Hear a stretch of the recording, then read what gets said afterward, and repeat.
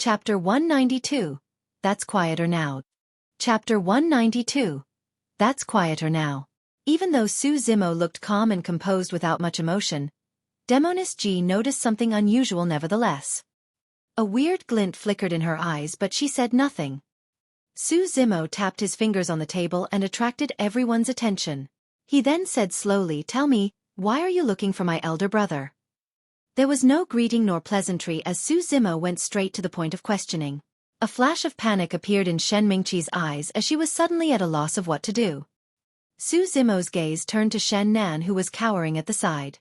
Raising his brows slightly, he asked, "You're here for revenge?" That gaze of Su Zimo sent Shen Nan shivering as he shook his head like a rattle drum. "Was it your idea?" With a slight pause, Su Zimo shifted his gaze to Shen Mingqi and asked coldly, "Or yours, And no, Shen Mingqi shook her head subconsciously. Shen Mingqi was a cultivator after all. Taking a deep breath, she composed herself and explained, "It's because 2 years ago, a junior brother of the sect may have disappeared within Yen country. We're here to see if the king of Yen has news of him." "Oh right. You know the missing person too. We're all from Pingyang town. He is Zhou." Suddenly, Shen Mingqi paused. Looking at Su Zimo, she seemed to know something. Prior to this, she had not considered that Su Zimo might have something to do with Zhou Dingyun's disappearance. But if Su Zimo was a mid-stage foundation establishment cultivator now, he should have been a cultivator 2 years ago as well. In addition, Su Zimo and Zhou Dingyun had a feud to begin with. The truth was revealed. 2 years ago, Zhou Dingyun returned to Pingyang town to cause trouble for Su Zimo. Unexpectedly, he was killed by the latter, who wiped away all traces. Shen Mingqi's speculation was similar to the truth. It was just that Su Zimo was not a cultivator 2 years ago. He merely possessed the capability to kill Zhou Dingyun as well. With that, Shen Mingqi had already calmed down. Su Zimo had become a cultivator just like her. However, his spirit root and endowment were inferior to hers. Furthermore, he had not joined any major sects and his future achievements would never ever match hers. In Iridescent Cloud's palace, she made friends with geniuses of the cultivation world. As for Su Zimo, he did not have any backing or power. He would only be able to hang out at the bottom rung of the cultivation world and die at any moment. Even though they had both spent 4 years, she was already at perfected foundation establishment with a meridian unlocked. As for him, he was only at mid-stage foundation establishment. That was the difference between them. Moreover, Shen Mingqi believed that the gap between them would only deepen as time passed. She was certain of that. Her decision back then was still the right one. At that thought, Shen Mingqi regained her confidence and composure. She looked at Su Zimo with a smile. "It's been a couple of years, but you've changed quite a bit." Su Zimo was about to say something when he felt a lotus root-like arm coiling around his arm. Fragrance assaulted his senses as Demoness G spoke. "Zimo, who is this woman?" Shen Mingqi frowned. Only now had she noticed that there was a girl in pink seated beside Su Zimo. More importantly, this girl in pink was far superior than her in terms of looks or aura. Shen Mingqi felt uncomfortable when she saw the girl in pink hugging Su Zimo intimately. It was as if something that belonged to her had been stolen by someone else. Staring at Demoness G, Shen Mingqi asked coldly, "Who are you? What do you think?" Demoness G smiled like a flower and squeezed next to Su Zimo. She raised her chin slightly and looked at Shen Mingqi as if she was exerting dominance. Su Zimo removed Demoness G's arm. Just as he was about to speak, his heart stirred. He felt a killing intent.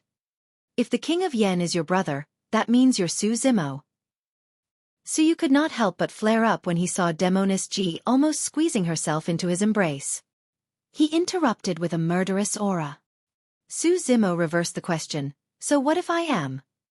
All my fellow juniors were injured by you?" Su narrowed his gaze and asked again. Su Zimo nodded. "That's right." "All right. Hand over your life then."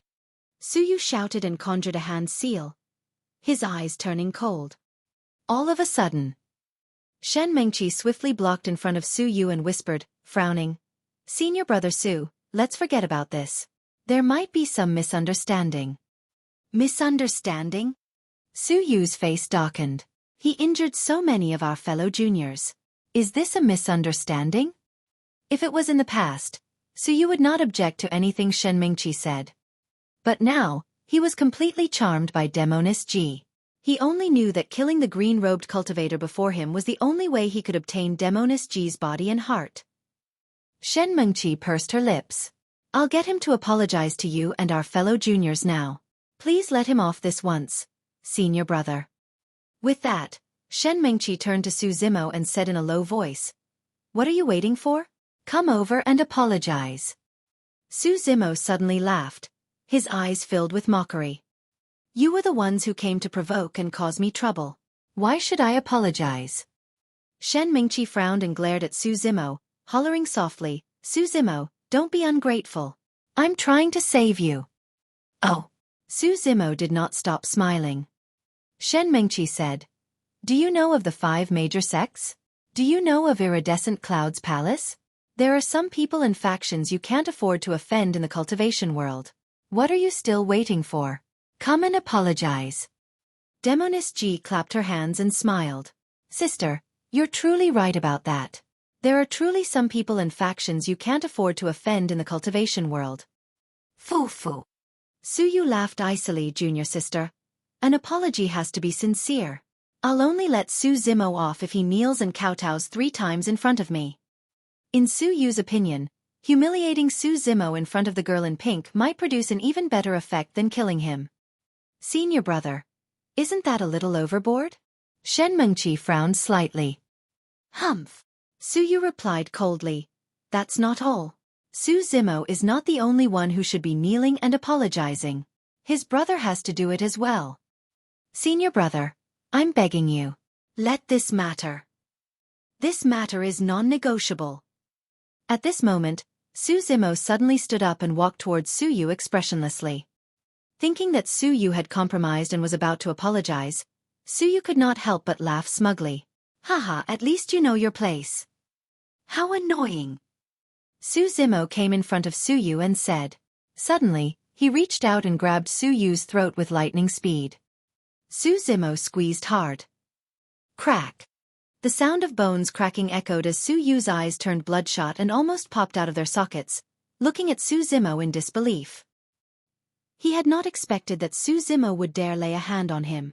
More than that, he had not expected that Su Zimo would dare kill him. Furthermore, there were no chances given at all. It was a sure kill strike. Su Zimo released his grip and heaved a long sigh of relief, muttering softly, That's quieter now. Su Yu's head tilted and fell to the ground in a thud. He was dead. A dead silence took over the chamber. Complete silence. Chapter 193. Pay with Blood. Chapter 193. Pay with Blood. Liang Hao, Lu Hongyi and the other Iridescent Cloud's palace cultivators knelt on the ground in shivers. They looked at Su Zimo with fear as sweat filled their palms. Shen Mingqi stood rooted to the spot and stared blankly at Su Yu, who died with grievances on the ground with disbelief in her eyes. Everything had happened too suddenly and Shen Mingqi's head felt as though it had exploded, buzzing chaotically. Su Zimo how dare he? Is he crazy? Did he not think about the consequences? Demoness Ji narrowed her gaze and licked her lips. To be fair, she was the most calm of the people present. Even though she had not known Su Zimo for long, she could vaguely understand his temperament. This was a man who looked weak on the outside but had a tiger in his heart, decisive to kill. The moment he made a move, he was like a thunderbolt that would not give anyone a chance to breathe. Even the fiend heir of malevolent earth sect was killed by him, let alone a mere cultivator of Iridescent Cloud's palace who was yapping incessantly without fear. Su Zimo, do you know what you're doing? Do you know how much trouble you've caused? Shen Mingqi glared at Su Zimo, looking agitated as she questioned loudly. Su Zimo smiled nonchalantly. That made Shen Mingqi even angrier. She clenched her fists and shouted, I didn't expect you to still be so immature after 4 years. You're a cultivator. Even if you can escape, have you ever thought about your brother who will still be in the capital of Yen country? Have you considered that you would implicate your family? Su Zimo glanced sideways and waved his sleeves. A golden silk cloth floated over from the table in front of Su Hong.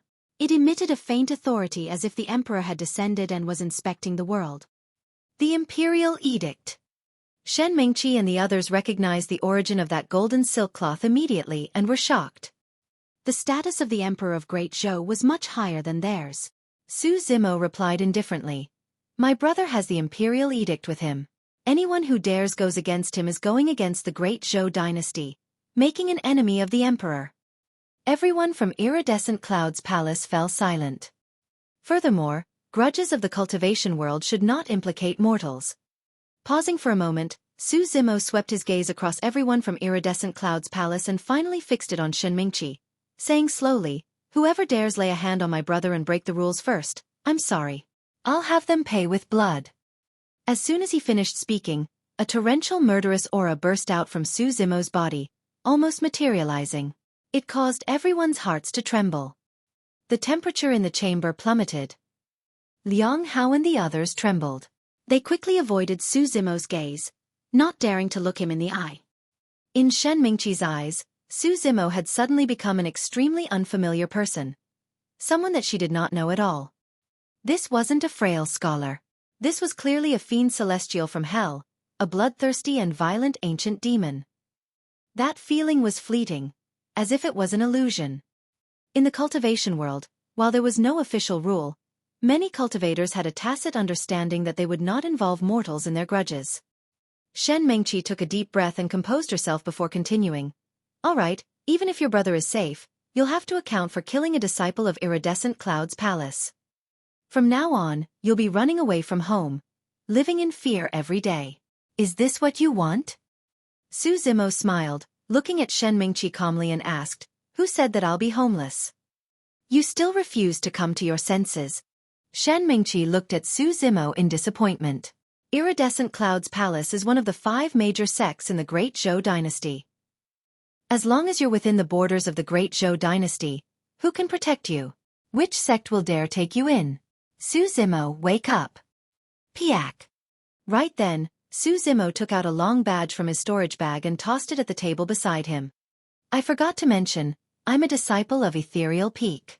It's no big deal killing someone from Iridescent Cloud's palace. Ethereal Peak will naturally protect me. Shen Mingqi stared intently at the identity badge on the table. Biting her cherry lips, she stood there in a daze. Everything she was prepared to say could no longer come out of her mouth. Ethereal Peak. It had been 4 years, but Su Zimo had actually joined one of the 5 major sects as well, Ethereal Peak. From the moment she saw Su Zimo, Shen Mingqi had been looking down at him condescendingly. All of a sudden, Shen Mingqi realized that Su Zimo had everything she relied on as well. Her pride seemed to have turned worthless. In that 4 years, the gap between them had not increased. Instead it shrank.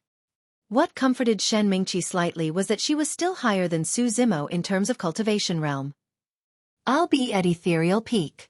Whoever wants revenge, come. I'll take you on.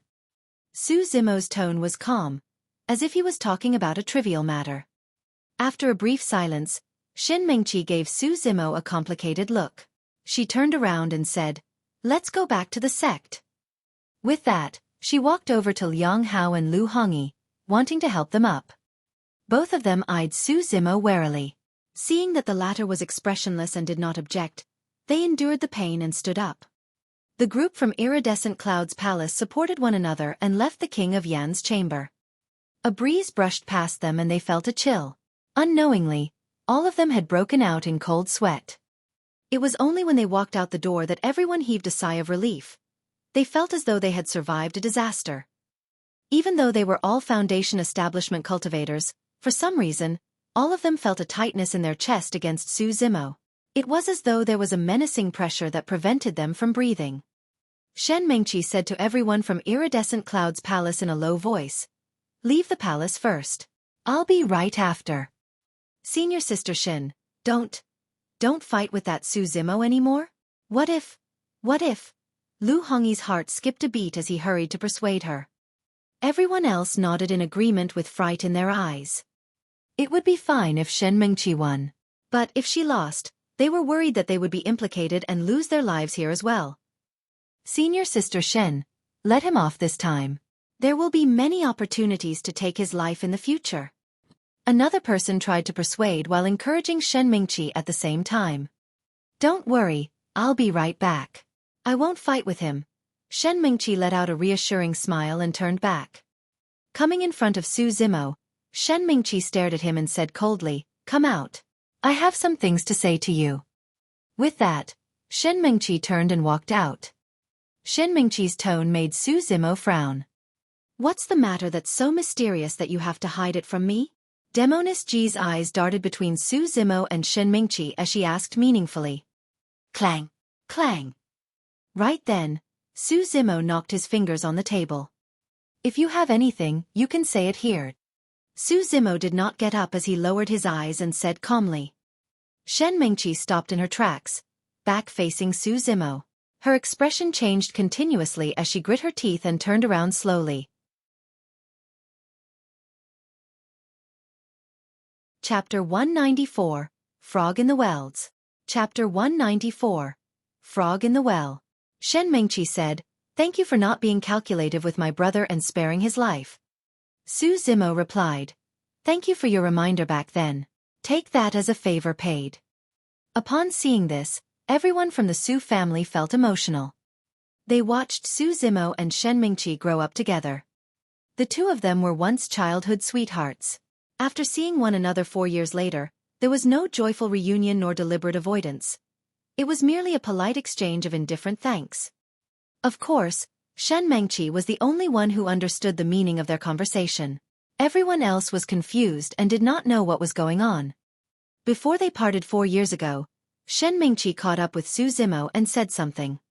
Among it, she said, "Zhou Dingyun and I will be leaving Pingyang town with the perfected being tomorrow." It seemed like it was nothing, but if one thought about it carefully, they would realize that there was no need to mention Zhou Dingyun. At that time, perfected being Cong Lang was in midair and Shen Mingqi did not dare to make her reminder too obvious. However, she believed that given Su Zimo's intelligence, he would definitely be able to read between the lines. The facts proved it as well. After Su Zimo returned to his home, he pretended to be drunk and successfully bewitched Zhou Dingyun, scaring the latter off.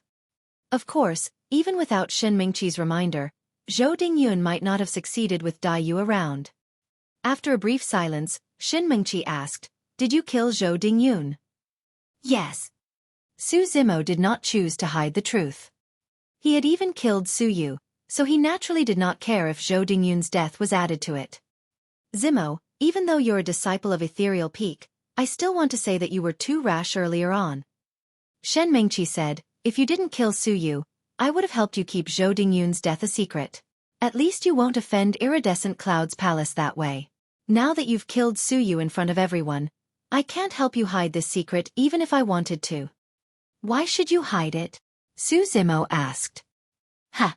Shen Mingqi was momentarily stunned. He replied indifferently, "If I wanted to hide it, the simplest method would be to kill all of you." Shen Mingqi's heart skipped a beat. From Su Zimo's gaze, she had a feeling that he wasn't joking about it. Su Zimo continued, "If I didn't kill you guys, it meant that I have no intention to hide it. So naturally, I'm not afraid of offending Iridescent Cloud's palace."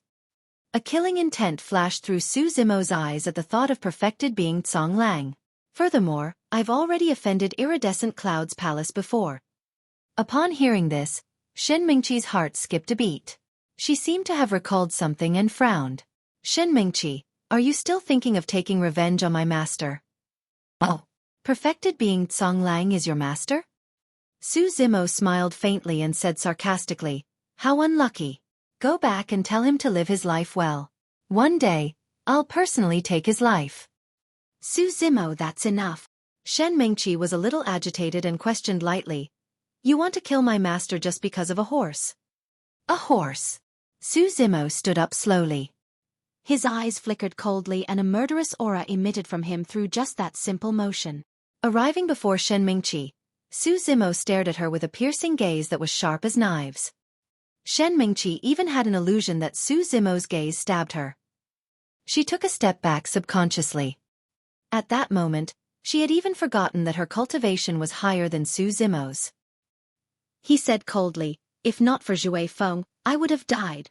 Your master wanted my life back then." Shen Mingqi couldn't refute him. She had witnessed what happened back then. If Xueqi had not been psychic and managed to defend in time, Su Zimo would have been burnt to ashes. Shen Mingqi took a deep breath and raised her head, looking straight in Su Zimo's eyes. "After 4 years, you're still arrogant and ignorant as ever. You overestimate your abilities. What right do you have to take revenge on my master as a Foundation establishment cultivator? Yes, you will grow stronger and raise your cultivation with the passage of time. However, Master will not remain stagnant either. He will grow stronger too. You will never be able to catch up to him and take revenge." Pausing for a moment, Shen Mingqi scoffed coldly. "Also, I didn't attack you just now because I'm weaker than you. It's because I didn't want to fight you for old time's sake. But don't push your luck. Do you think that you have the strength to defeat me, a perfected Foundation establishment, just because you killed senior brother Su with a sneak attack?" Su Zimo looked at Shen Mingqi calmly. At this distance, he had 100 ways to defeat Shen Mingqi. Sadly, those who were ignorant would never ever know of their ignorance. As though she hadn't had enough, Shen Mingqi continued, "Su Zimo, there are too many geniuses in the cultivation world and there are tons of people stronger than you. You are nothing at all. With your cultivation, you're not even qualified to take part in the Great Zhou Dynasty's sect competition. That is a grand event in the cultivation world where the top geniuses of the Foundation establishment realm will meet and spar." Upon hearing that, Demoness Ji could no longer contain her laughter and interrupted Shen Mingqi. "What are you laughing at?" Shen Mingqi asked coldly. Demoness Ji ignored her and looked around as though she was looking for something, muttering, "Huh? I thought I heard a frog in the well croaking. How annoying." Shen Mingqi's face darkened. She placed her hand on her storage bag and remarked icily, "Who are you calling a frog in the well?" Noticing Shen Mingqi's movement, Demoness Ji smiled. "So be it if someone's a frog in a well. What's worse is that she's a self-righteous frog, boasting to others about how much of the sky she can see. What a joke." "All right." Shen Mingqi harumphed coldly. "Let me show you the methods of a frog in the well."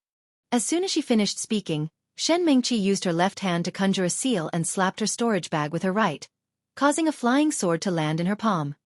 Boom! A rumble echoed from within Shen Mingqi. Right after, a meridian shone brightly like a divine dragon, roaring in Shen Mingqi's body and emitting a rich spirit qi. One of the 8 meridians. The spirit-peering art could only determine if a cultivator was at perfected Foundation establishment, but it could not detect how many meridians they have unlocked. The more meridians that were unlocked, the more spirit energy they had and the stronger they were. It was obvious that Shen Mingqi had unlocked a spirit meridian. Swash! The moment Shen Mingqi made her move, a pink figure flashed and appeared in front of her. Demoness Ji stuck out her left hand and grabbed the meridian on Shen Mingqi's left wrist with lightning speed. Instantly, Shen Mingqi's expression changed. Her left arm turned numb and the spirit energy in her meridian turned sluggish, unable to circulate at all.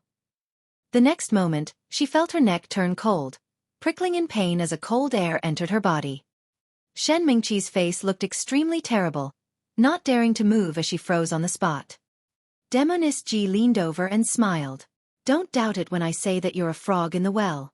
If someone like you were to enter the ancient battlefield, the only thing that awaits you is death."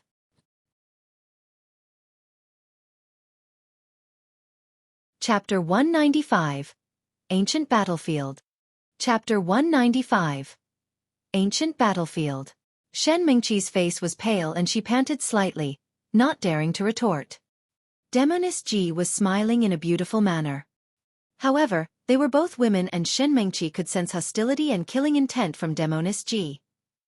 Both of them were strangers and it was impossible for them to have any grudges. There was only one possibility why the girl in pink had a killing intent towards her. It was because of Su Zimo.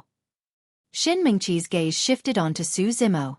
Her emotions were complicated and she actually felt a sense of bitterness. Why? What did Su Zimo have that would make this girl who was superior to her in terms of looks and strength fall for him? In reality, Su Zimo and Demoness Ji's relationship was not what Shen Mingqi imagined. However, Su Zimo could not be bothered to explain, and there was no need to either. Let her go, Su Zimo said indifferently. Demoness G glanced sideways and looked at Su Zimo keenly, a hint of mockery flashing in her eyes as she asked with a smile, "What's wrong? You can't bear it?" Su Zimo frowned. "All right, I'll listen to you." Demoness G changed her tone and said sweetly, releasing Shen Mingqi and returning to Su Zimo's side, standing coquettishly. Shen Mingqi only let out a long breath when she felt the coldness around her neck dissipate. Unknowingly, she was already drenched in sweat. After this unforeseen change, Shen Mingqi no longer had the face to stay on. She harumphed coldly and turned to leave. Summoning her flying sword, she soared through the air. Turning back, Shen Mingqi looked at the set of green robes in the palace behind her with a complicated expression. She had never expected that their reunion after 4 years would be as such. Could she have been wrong back then? If she had not chosen to leave Pingyang town with her master back then, would she have followed Zimo onto the path of cultivation and joined Ethereal Peak together? No, I wasn't wrong. Shen Mingqi took a deep breath, her gaze resolute as she muttered to herself, "I'll prove myself at the sect competition. I'll prove that my decision back then was the right one. In that grand cultivation event where everyone will be watching, I'll obtain unparalleled glory for the sect and be famous in Great Zhou. I'll be the one entering the ancient battlefield. As for you, you'll just be a spectator below." Outside the King of Yan's chamber, Su Zimo stood at a stone step nearby. Hands behind his back, he stood against the wind as it lifted his black hair gently. Demoness G drifted swiftly behind Su Zimo, her eyes burning with curiosity as she asked, "Who was that?" Su Zimo did not seem to have heard anything. "Tisk." She pouted. "I can guess even if you don't tell me. That's your old flame, right?" Su Zimo's expression changed and he glanced sideways at Demoness G. "What I'm most curious about now is why she chose to leave you back then." Demoness G was puzzled. She held her chin with her hand and frowned. "At least among the younger generation, you're already very powerful. I don't think Iridescent Cloud's palace has anyone that can surpass you. Why did that woman choose to leave you? Isn't that a stupid decision?" "I was quite ordinary back then," Su Zimo replied. "I don't believe you." Demoness G shook her head. "She must have bad taste." Pausing for a moment, Demoness G smiled smugly. "However, that makes me look even more formidable. I picked you right away with my sharp wisdom, hee. Su Zimo did not laugh. Instead he asked, "You've followed me for so long. What exactly do you want?" "Perhaps you haven't realized it yourself, but your personality is closer to that of a fiend." Demoness G looked at Su Zimo meaningfully and said in a deep voice, "You abhor evil and are decisive to kill. You also place a clear distinction between gratitude and hatred. Actually, you're very suited for fiend cultivation." "Is that your motive?" Su Zimo shook his head. "I'm not suited for fiend sections." "Why do you say that?" Looking into the distance, Su Zimo replied indifferently, "The road I want is different from others. Even fiend sects may not be able to accommodate me." At that moment, Demoness G suddenly realized that she could not understand Su Zimo. "What is the road you want?" she asked subconsciously. Su Zimo did not elaborate. After some thought, he changed the topic and asked, "What was the ancient battlefield that you mentioned just now?" "You know that the Great Zhou dynasty holds a sect competition once every 10 years, right?" "I see." Su Zimo nodded. Ji Yaoxue had mentioned this 2 years earlier. It was a grand event for the Great Zhou dynasty where all major and minor sects will gather and spar. Their realms were limited to those below Golden Core. This was a battle between Foundation establishment cultivators. There would be 4 ranking lists for spirit, talismans, elixirs and weapon with only the top 10 of each. The competition was intense. However, it also meant that this was the best opportunity for one to make a name for themselves. Furthermore, the Great Zhou dynasty would reward the cultivators on the ranking lists handsomely. It was also said that there would be additional mystery rewards.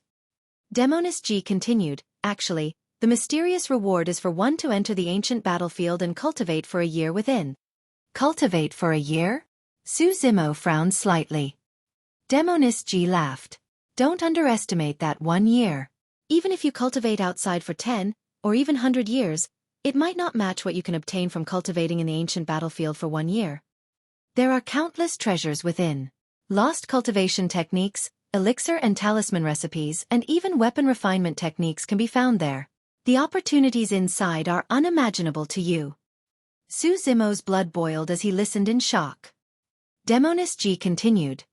There are some things you might not know. Back then, the founder master of True Fire Sect obtained a long-lost flame secret skill in the ancient battlefield. He then established True Fire Sect, which turned into one of the 5 major sects in the Great Zhou dynasty. Of Ethereal Peak's 3 secret skills, one of them was obtained from the ancient battlefield as well. It's not an overstatement to say that all geniuses of Tianhuang mainland would have to venture to that place. However, only paragons will be able to return alive. If you die within. Su Zimo's heart skipped a beat as he recalled that terrifying expert of Ethereal Peak. That person mentioned that the Void Thunder Manual was obtained from an ancient ruin. A question suddenly flashed through Su Zimo's mind and he asked, since the ancient battlefield is so great, why aren't golden cores or even nascent souls sent there? Wouldn't that mean a greater chance of obtaining treasures and inheritance opportunities? Demoness G explained, actually, every ancient battlefield was left behind by the ancient era and it forms its own dimension. In the most elementary ancient battlefield, only Foundation establishment cultivators can be sent inside. Furthermore, it would even require many void reversion Dao beings to combine forces in breaking through the dimensional barriers. Given the strength of the Great Zhou dynasty, only dozens of Foundation establishment cultivators can be teleported at best. That's the reason why we have the sect competition. Su Zimo pondered deeply. Does that mean that only golden cores are allowed in the intermediate ancient battlefield? I see. Demoness G nodded. However, there's no one in the Great Zhou dynasty that has the power to send golden cores into the intermediate ancient battlefield. Think about it. If you require the combined forces of many void reversion Dao beings to break the dimensional barrier of the elementary ancient battlefield, what sort of cultivators do you need for the intermediate ancient battlefield?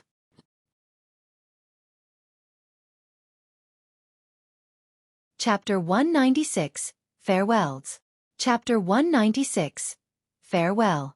Demoness G said, of course, if you consider joining the Fiend sects, you won't need to worry about such stuff. Be it Foundation establishment or golden cores, Fiend sects have the capabilities to send into the ancient battlefield. The sort of opportunities you obtain and whether you can return alive will depend on yourself. Su Zimo shook his head and smiled. Demoness G had painstakingly beat around the bush hoping to invite him to join a Fiend sect again. When she saw Su Zimo's reaction, she knew what his reply would be. However, she was not disappointed and merely shrugged her shoulders.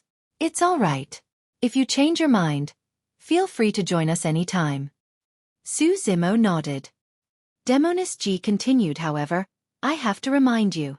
Even though there are many opportunities in the ancient battlefield, they are accompanied by immense dangers.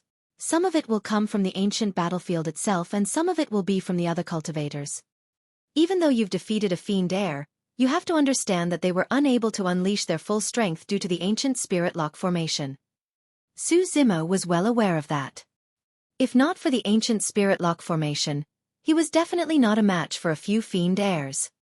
According to Su Zimo's speculation, those fiend heirs, Demoness G included, must have unlocked at least 4 meridians. The ancient battlefield is the true first clash for all Foundation establishment geniuses of Tianhuang mainland. The world outside of Great Zhou dynasty is way too big and there are many unknown lands and powerful beings. Inside, you might encounter the legacy disciples of the 9 immortal sections. There will also be top spirit demons of the 8 demon races. Many of them are mutated beasts with extraordinary bloodlines and strength. There's also the 7 fiend sects, 6 Buddhist monasteries, 4 dissident groups and 3 aristocrat families. There will be many legacy disciples of the top factions in Tianhuang mainland, all of them peerless paragons. When Su Zimo heard that, he suddenly frowned. At the mention of the 6 Buddhist monasteries and the 4 dissident groups, Demoness G paused for a clear moment as though she was apprehensive. Immortal sects, demon races, fiend sects, Buddhist monasteries, dissident groups, aristocrat families. Each type sounded like an ancient lineage. According to the order of the 9 immortal sects, 8 demon races and 7 fiend sects, There should be another lineage in between the 6 Buddhist monasteries and 4 dissident groups. At that moment, Demonist said, with so many geniuses gathered on the ancient battlefield, only less than 30% will be able to make it out alive after a year. Su Zimo was stunned. That figure was completely beyond his expectations. It meant that more than half of them would die in the ancient battlefield. Demonist looked at Su Zimo and said, "To be fair, you are indeed extremely strong in melee combat. However, if you were to enter the ancient battlefield with your current strength, the chances of you surviving is 0. Su Zimo did not refute. He believed in Demonist judgment. However, her remark did not affect his confidence. There were 3 more years to go before the sect competition. For Su Zimo, that was more than enough time, and he could definitely increase his strength greatly. Right now, he had attained greater mastery of the marrow cleansing section. As long as Su Zimo was able to attain greater mastery of the organs refinement section within 3 years, he believed that there would not be many people who could match him in melee combat.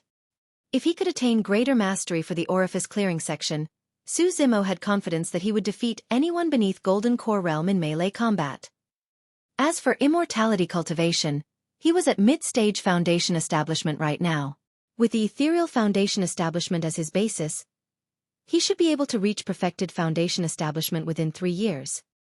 After he unlocked a couple of meridians, he would use them in combination with his sword formation, fiend suppression seal, blood refinement fiend sutra, and other secret skills.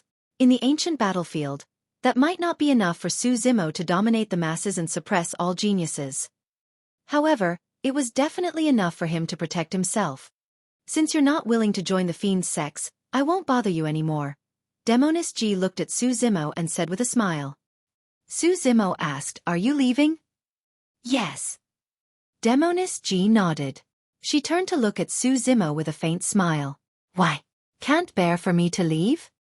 "No, I wanted to say, if you want to leave, hurry up." "Humph." Demonist stomped heavily on Su Zimo's foot before raising her chin smugly and turning to leave. Halfway through, she suddenly turned back and shouted, "Hey, if you see my sister, don't tell her that I'm in a fiend sect." "I can't be sure about that." Su Zimo gave a faint, cold smirk and turned to leave as well. He did not walk far when Demonist aggrieved voice sounded, "If you reveal it, I'll tell sister that you bullied me in the coffin." Su Zimo's legs buckled and he nearly fell. "This damn girl." His mouth twitched as he cursed silently. "Hurry and go." Su Zimo waved without turning back. Pursing her lips, Demonist smiled. A faint fragrance drifted with the wind and dissipated in the air. For the next period of time, Su Zimo was in no hurry to leave and return to the sect. He remained in the palace, chatting and drinking with his elder brother, Su Hong. When he was free, it was a carefree life. A month later, Su Zimo was prepared to leave the capital. To be fair, there were very few cultivators like Su Zimo who would take time out to return home and accompany their families. Not to mention, he stayed on for an entire month. Most cultivators would choose to sever their mortal relationships at the first instance. It wasn't because they were heartless, but because they knew that day would arrive sooner or later. The sooner they severed those ties, the sooner they would be done with the many burdens of the mortal realm, and it would be nothing but beneficial for their cultivation path. Su Zimo understood that logic as well. However, he could not do it. When he was about to leave, Su Hong accompanied Su Zimo out of the city before he stopped and reminded the latter, "Zimo, you don't have to come back if you don't have much time. You don't have to worry about me." Even though he said that, there was a hint of reluctance in Su Hong's eyes. "I can't really help you much as an elder brother. Do take good care of yourself being all alone out there." Su Zimo looked at his brother's head of white hair and pursed his lips in silence, feeling miserable within. In the cultivation world, the most precious types of elixirs were those that could boost one's longevity. It was priceless. Decades later, they would have to be separated through life and death. Su Zimo dared not think about it. As though he recalled something, Su Hong hurriedly added, "Zimo, if you have the chance, visit Xiaoning and see if she's doing well. She has a soft personality. Even if she has been wronged, she might keep it to herself and not tell anyone." "All right. There's nothing else." Su Hong's gaze dimmed gradually as he muttered softly, Big brother, take care. After a long silence, Su Zimo finally spoke. His voice was slightly hoarse. Go, go. Su Hong turned around and waved his hand. Second young master, take care too. Uncle Zhang stood on the spot, his voice quivering as tears streamed down his face. When the Su family was in trouble, Su Zimo and Su Xiaoning were still young. They were practically raised by Uncle Zheng. In Uncle Zheng's eyes, Su Zimo was akin to his own son. He was already old and did not know if he would be able to see Su Zimo again. This might be their final farewell. As though he felt something, Su Zimo suddenly stopped in his tracks and came before Uncle Zheng. Pursing his lips, he knelt on the ground and kowtowed 3 times solemnly. 4 years ago, the immortal might of perfected being Cong Lang failed to crush the youth's backbone and have him submit on his knees. 4 years later, Su Zimo kowtowed goodbye before an elderly man with a white beard on his own accord.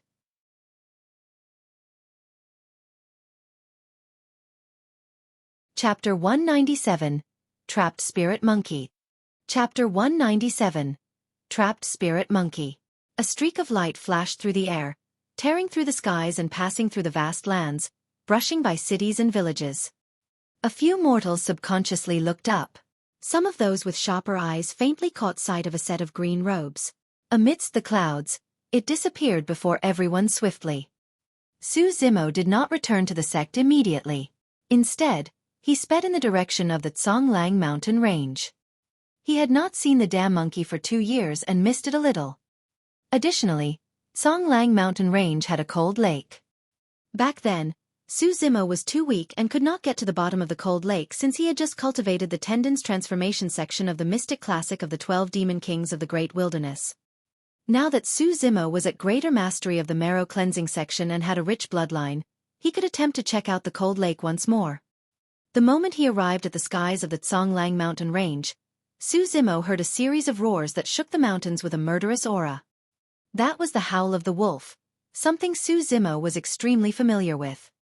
Back when he lived in Conglang mountain range for a year, he was fighting those spirit beasts most of the time.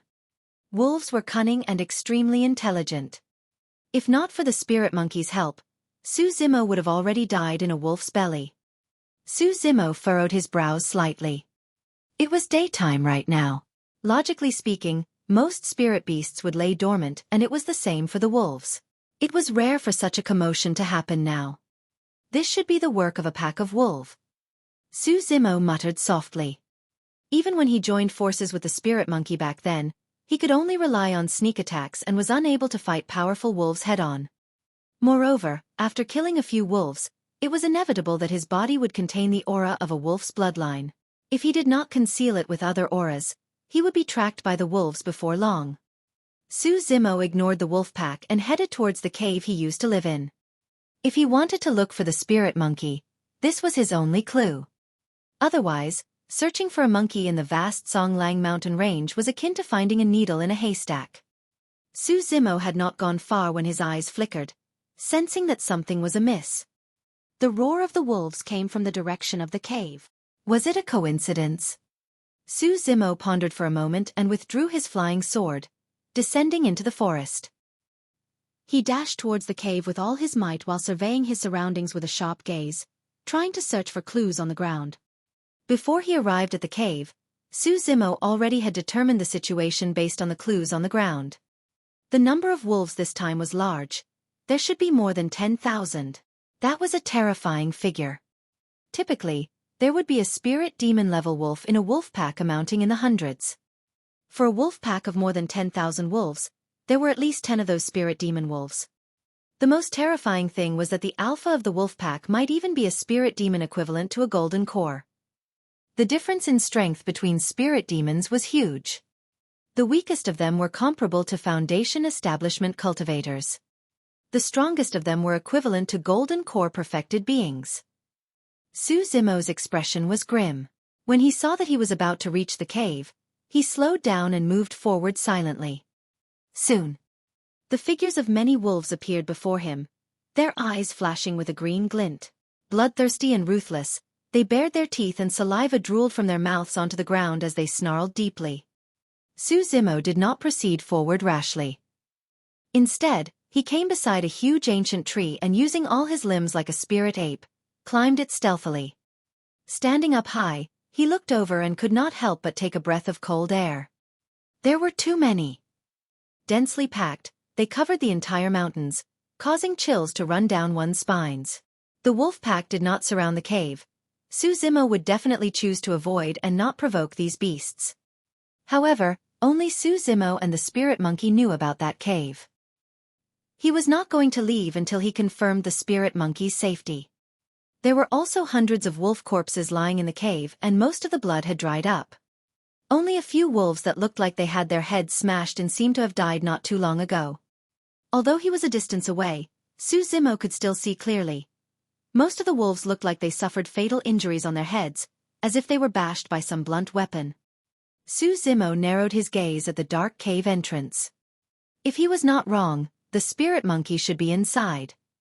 Logically speaking, given the alertness of the spirit monkey, it should have escaped long ago once this place was exposed. There was no way it would be trapped by such a large wolf pack here. Furthermore, this pack of wolves was also behaving strangely. Instead of rushing forth together, they were dragging things out. Xueqi did not dare to act recklessly, merely surveying the wolf pack from the tree. Given the discipline of a wolf pack of this size, there was definitely an alpha wolf around. If the alpha was a golden core spirit demon, Xueqi could not fight it head-on. However, if the alpha was a foundation establishment spirit demon, Xueqi would be able to break through the wolf pack on his flying sword and kill all of them to try and defeat the alpha, or even kill it.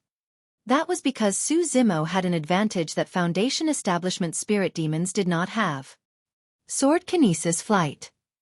As long as Xueqi were to ride on his flying sword, he would be invincible no matter how many wolves there were. However, if the alpha was a golden core spirit demon, Xueqi would not dare to barge in. Be it humans or demons, core formation was an extremely important step. There is the saying that once one creates a golden core, one's lifespan will not be decided by nature. Once one forms a core, even spirit demons would be able to soar through the skies without the use of any external objects. This meant that even if the wolf did not have wings, it could fly as well and Xueqi's advantage would be gone.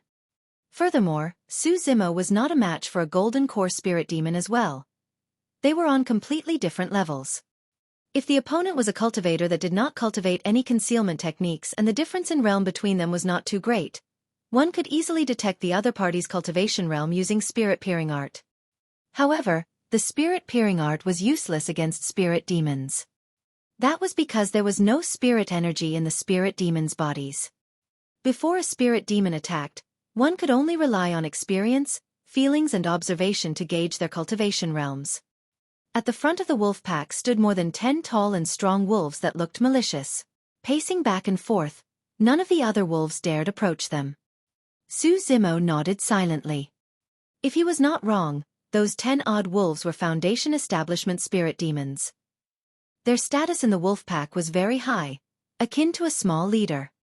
However, upon further observation, he discovered that none of them seemed like the true alpha wolf. Xueqi continued searching. All of a sudden, his gaze paused at the top of a tall green rock. Above it sprawled a wolf. It was not big and did not look extraordinary when compared to the many spirit beast-level wolves below. However, Xueqi determined after some consideration that it was the alpha wolf. Out of more than 10,000 wolves, that was the only one that dared to sprawl around. Its expression was languid and its eyes were half closed, as if it was taking a rest.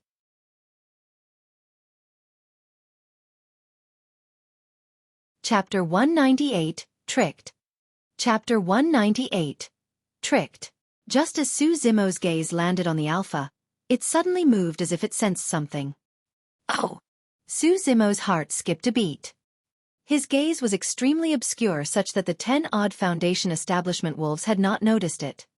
If this alpha sensed it, there was an 80% chance that it was a golden core spirit demon. Xueqi continued observing. The alpha merely moved a little and did not make any other motions. It did not even open its eyes, as though it was merely adjusting its position to make itself more comfortable. Xueqi heaved out a sigh of relief. Roar! At that moment, 5 spirit demon wolves growled lowly and walked towards the cave slowly with feral expressions. The entrance of the cave was Xueqi. The 5 wolves did not dare to barge in, merely loitering in front of the cave. Ow! Ow! Before long, a familiar cry came from within the cave, filled with provocation. Xueqi's eyes lit up and he no longer had any doubts.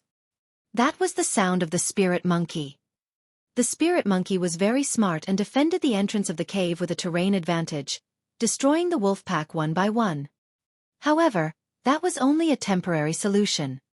The spirit monkey had to be constantly on guard against the wolves' sneak attacks and could not relax at all.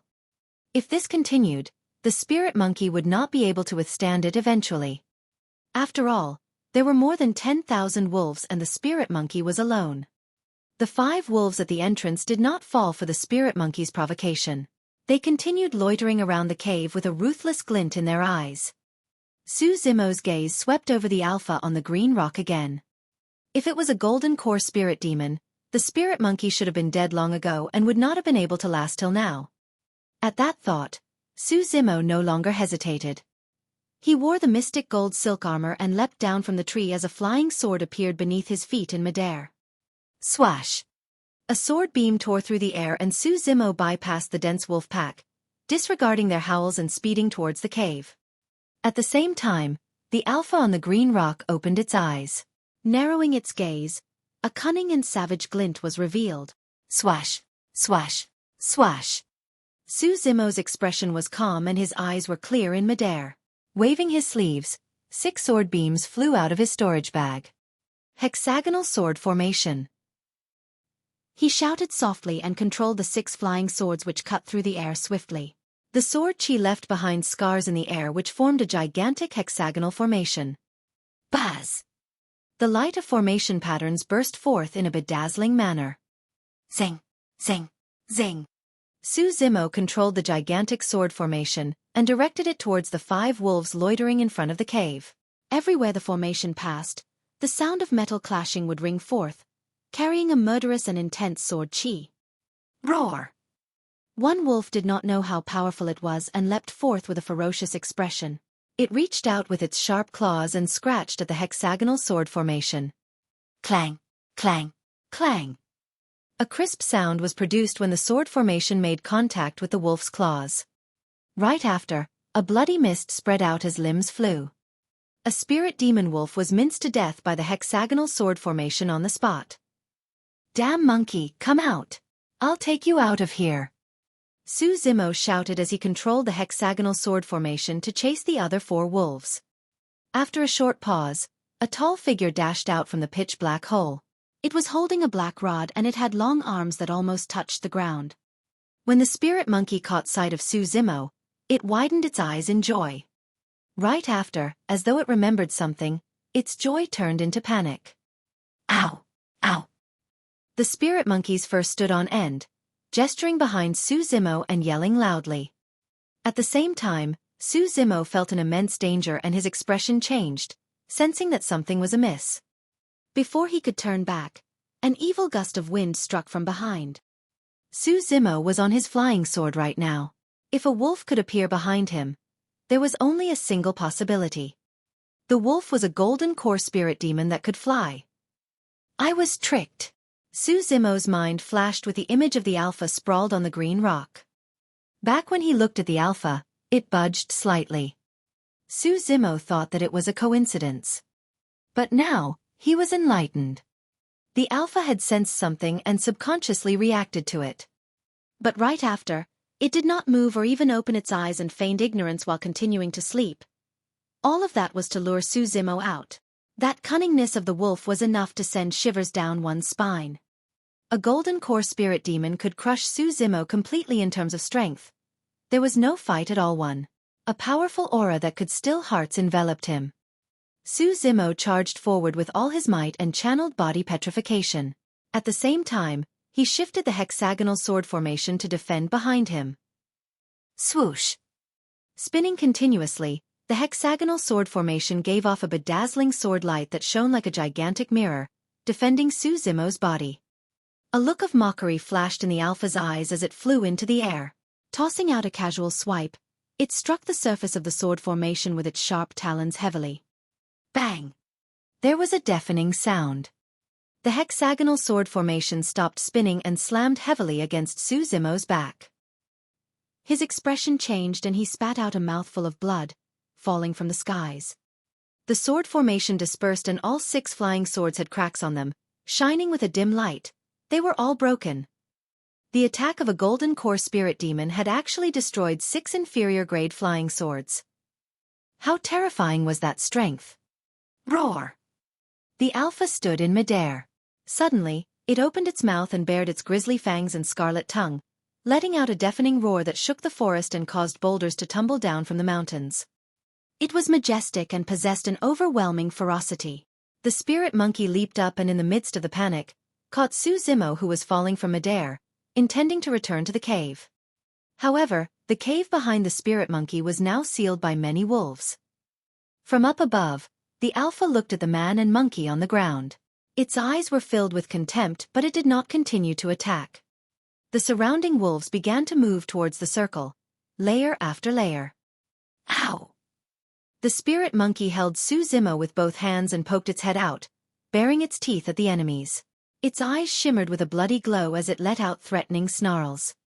"Damn monkey, let me down." Right then, Xueqi said with a weak voice. Ow! The spirit monkey was stunned for a moment and helped Xueqi stand up.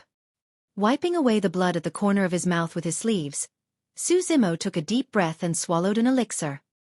He regulated his breathing although his face seemed rather pale. A golden core spirit demon was way too strong. Even with the hexagonal sword formation and mystic gold silk armor, Xueqi's organs still trembled from the impact and nearly shifted positions within. It was not hard to imagine that without the hexagonal sword formation and mystic gold silk armor, Xueqi would have been smashed to pieces with that attack.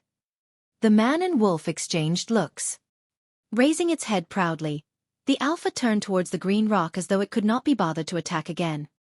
In the eyes of the Alpha, that attack was enough to severely injure Xueqi even if he was not dead. Coupled with the loss of his flying swords, the man and monkey would definitely die against the combined attacks of the wolf pack.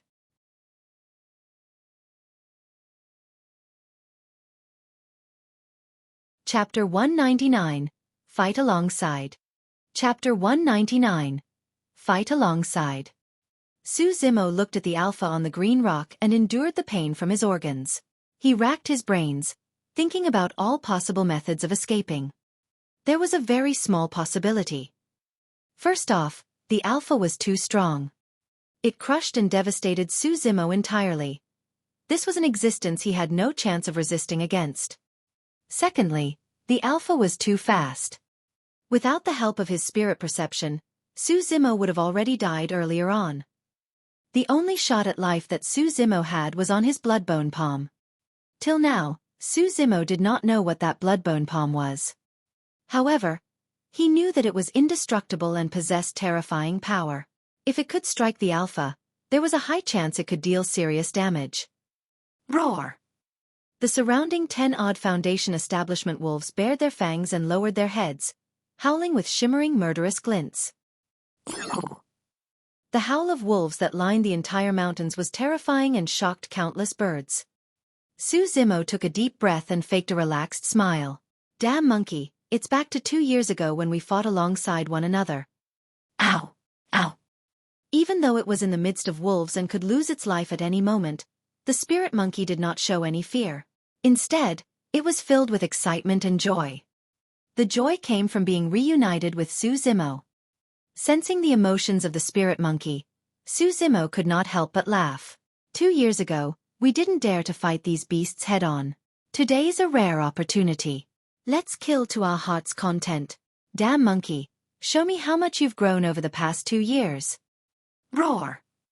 The spirit monkey roared when it heard that. Its bloodline raced rapidly, causing its flesh to swell and its body to expand. Raising its rod, charged into the wolf pack first. That rod was filled with immense power and might. Even though the opposing wolf was also at Foundation establishment realm, a trace of fear flickered through its eyes and it dodged to the side, not daring to fight it head-on. Poof! The wolves at the back were not so lucky. After the spirit monkey swept across with its rod, Many wolves had their brains splattered to the ground and died on the spot. Whoosh!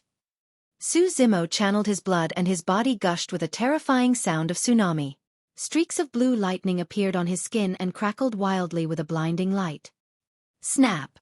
Swinging his arms backwards, a thunderbolt as thick as an arm exploded in the pack of wolves, radiating with electric sparks and green smoke billowed. Under that terrifying power of lightning, the spirit beast wolves were all electrocuted to death on the spot. 2 Foundation establishment wolves shivered pathetically as their furs curled from the electric shock. Swoosh! 2 other Foundation establishment wolves pounced over from the side, their sharp claws flashing with cold light as they revealed sharp fangs and gnawed toward Zimo's neck. If Zimo was bitten, he would not be able to endure it even with his powerful body. You must be courting death. His eyes lit up brightly as he hollered, swinging his left arm to form a huge arc in the air. Using his fist like a stamp, he pummeled down suddenly. Bang! The large stamp slammed heavily on the wolf's head, and the sound of bones cracking could be heard. Without a single sound, the Foundation establishment wolf fell from midair. On the surface, it looked intact without any injuries. However, the inside of its head was splattered by that tremendous force.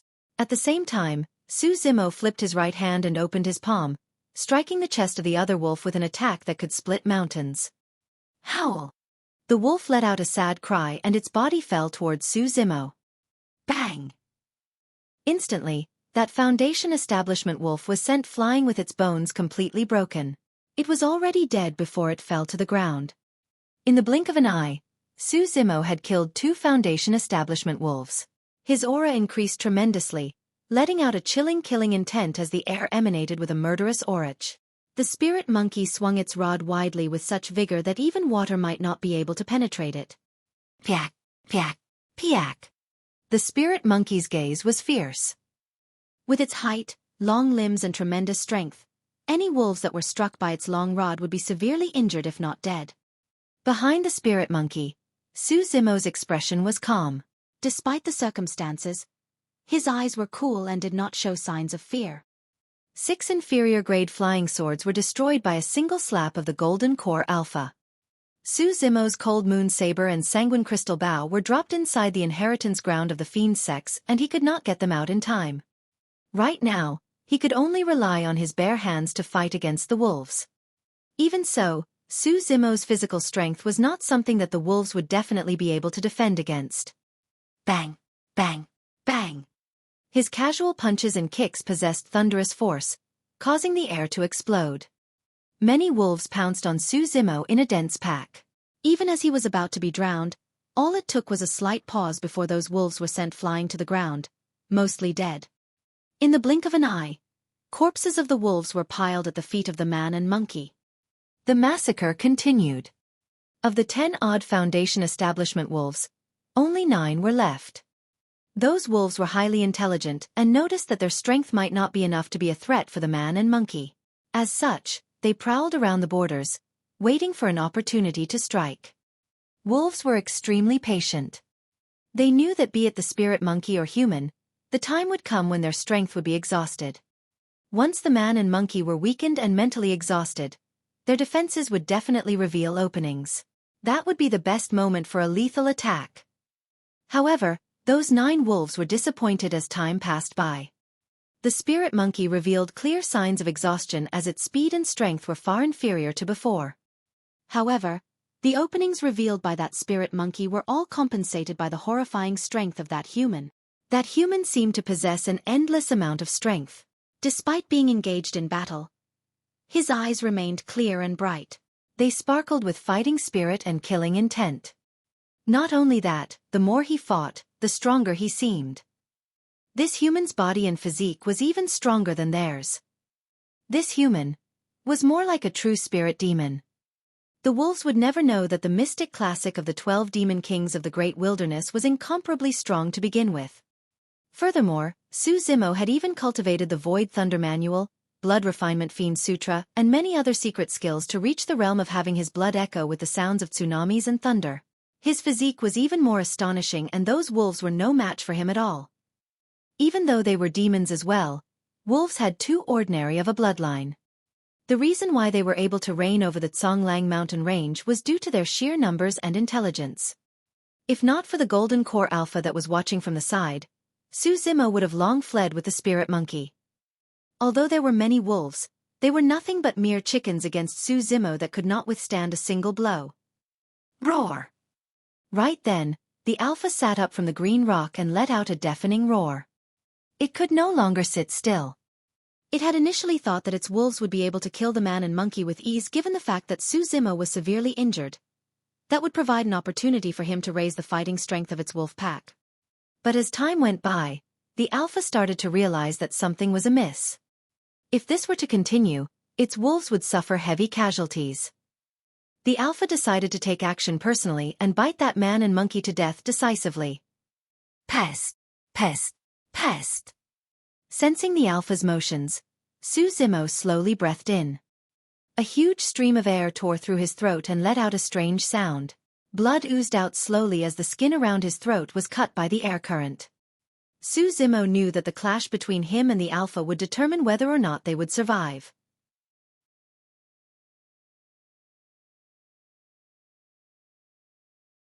Chapter 200, Terrifying Strength. Chapter 200. Terrifying Strength. Anaconda Eclipse. It was a secret skill of the mystic classic of the 12 demon kings of the great wilderness. Su Zimo's chest heaved up and down at a speed visible to the naked eye in a terrifying manner. A scene seemed to have flashed across the eyes of many wolves. An anaconda coiled around his body, rearing its head and devouring the moon. Its belly was full and it had 2 horns, seeming as though it wanted to soar into the skies and transform into a dragon. A look of mockery flashed in the alpha's eyes. No matter what the human in front of him did, it was useless. The difference between them was too great. Anyone with a core would crush a foundation establishment cultivator without any single doubt. Ever since the primordial era, countless monstrous geniuses have appeared over the years. However, there were only a handful who could kill living beings with a core when they were at foundation establishment realm. All of those were terrifying beings that surpassed their contemporaries and left a name for themselves through the ages. The alpha did not believe that the puny human before it possessed that capability. Swoosh! With a single leap, the alpha brought with it a murderous gust. It was too fast. It had completely surpassed Su Zimo's perception ability. Su Zimo closed his eyes subconsciously, using his keen spirit perception to determine where the danger was and predict the approximate location of the alpha. The middle finger and thumb of his left hand touched to form a hand seal as an image of fiend suppression appeared in his mind. Pressing forward, he shouted at the same time, "Kill!" The anaconda eclipse and thunderclap kill coupled with the fiend suppression seal exploded at the same instant. In the process of fighting against the wolves, Su Zimo had never used those 3 trump cards, nor did he waste any of his spirit energy. It was all for this moment. The purpose of throwing these trump cards out was to confuse and stop the alpha momentarily. Even if it was just for a moment. Su Zimo's real killing move was on his right hand. Swash! Clenching his right hand like a dagger, Su Zimo thrust forth 4 trump cards at the same time.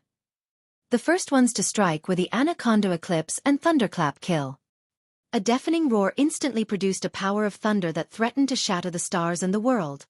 The surrounding wolves revealed a hint of pain as they retreated subconsciously. However, the alpha who was facing the thunderclap kill head-on did not pause at all. Suddenly, a crimson air stream burst forth from the alpha's chest and shrouded around its body. Accompanied by the sound of bloodline channeling, the alpha's aura intensified by another layer. The might of one with a formed core descended suddenly, filling the air with a demonic chi that could capture one's soul. The alpha reached out with both claws and swiped forward, smashing the golden hand seal that was descending from midair with ease. It did not stop its momentum and continued to gnaw towards Su Zimo's neck with a feral expression. Right then, Su Zimo's right hand cut in. The same time the alpha bit Su Zimo on the neck, his right hand stabbed the alpha. Even though it looked like a simple counterattack, for some reason, the alpha sensed a dangerous aura. If it was any other spirit demon, it might not have chosen to dodge and would definitely have bitten Su Zimo's throat first. However, the alpha was wary and cunning. It would definitely not take the risk. Against Su Zimo's incoming right hand, The alpha suddenly stopped in its tracks. It swiped its claws forward against Su Zimo's chest, creating a distance between them as it leaped back. Bang! Su Zimo felt as if he was struck by lightning as his body flew back uncontrollably, his face pale. The attack missed. The alpha was too fast and wary. Not only did it manage to dodge Su Zimo's right hand, it even took the opportunity to injure him severely. That swipe was intended to rip Su Zimo's stomach open, but it was blocked by the mystic gold silk armor. Being a broken connate spirit weapon after all, even though the mystic gold silk armor was able to fend off the sharpness of the alpha's claws, it could not withstand the power that attack contained. That light swipe that did not require the alpha's full strength had already managed to break several bones in Su Zimo's chest. Even his internal organs were shaken violently and showed signs of tearing. Su Zimo coughed out blood and looked at the alpha who was closing in on him, sighing internally. There's no more chance left. He failed to succeed even when the alpha was caught off guard. Now that Su Zimo was seriously injured and had already lost his fighting strength, there was no way he could kill the alpha. If I manage to master the organ's refinement section, my overall strength will increase greatly. Be it in terms of power or reaction time, everything will be swifter and I might have been able to kill it with my previous method. However, what a pity. It wasn't because the plan could not work, it was because the difference in strength between them was too great. The strength of a spirit demon with a core was far beyond Su Zimo's expectations. On the other end, the spirit monkey was covered in wounds. Falling to the ground, it tossed its rod aside and panted, clearly exhausted. The alpha walked slowly towards the man and monkey, as if it was the king of the world. It looked at Su Zimo's right hand with scrutiny, doubt and curiosity. Just what was it that could cause it to feel fear? Was it an illusion? The alpha decided to check out what was that human's right hand after biting him to death. The surrounding wolves howled excitedly, awaiting the final kill. Striding over, the alpha leaned its head in front of Su Zimo. Its nose and mouth let out a nauseating stench as sticky drool dripped onto Su Zimo's body. With no strength left to resist, Su Zimo merely glared at the alpha coldly. Its face was filled with disdain as it opened its mouth and bared its fangs. Right as it was about to chomp down, its expression changed drastically, turning the ferocity in its eyes into shock. Su Zimo was momentarily stunned as well.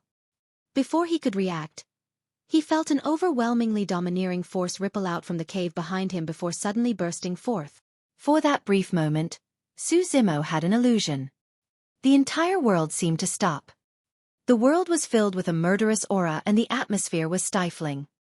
There was complete silence and one could hear even a pin drop. It was as if all living beings were choked by an invisible force, unable to make a sound. That energy fluctuation was extremely foreign, and Su Zimo had not come across anything like this. While it didn't seem like a spirit art, it was extremely terrifying. Poof! There was a crisp sound. Right in front of everyone, the alpha's head, which was a mere inches away from Su Zimo, suddenly exploded as though some force had collided on it. A bloody mist filled the air and splattered all over Su Zimo. Su Zimo's entire body stiffened as he looked at everything in disbelief, almost unable to smell that gooey blood that covered his body with a nauseating smell. Even the spirit monkey was scared out of its wits and froze on the spot. The alpha was a powerful golden core that crushed Su Zimo completely. Yet, it died without any chance to resist against that powerful energy fluctuation. How tough was the head of a golden core alpha?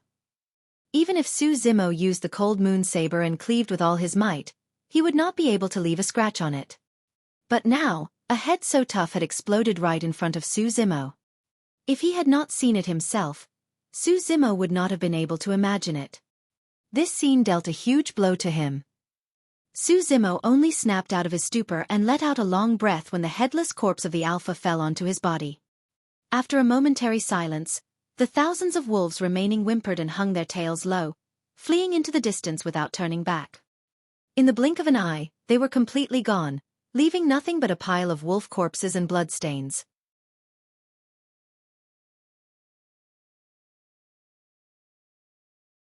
Chapter 201, 5,000 Years. Chapter 201, 5,000 Years. Su Zimo turned back to look at the pitch-black cave behind him with a rattled expression. After freezing momentarily, he turned to look at the spirit monkey subconsciously. After all, he had not been back for 2 years. The spirit monkey should know best as to what was inside the cave.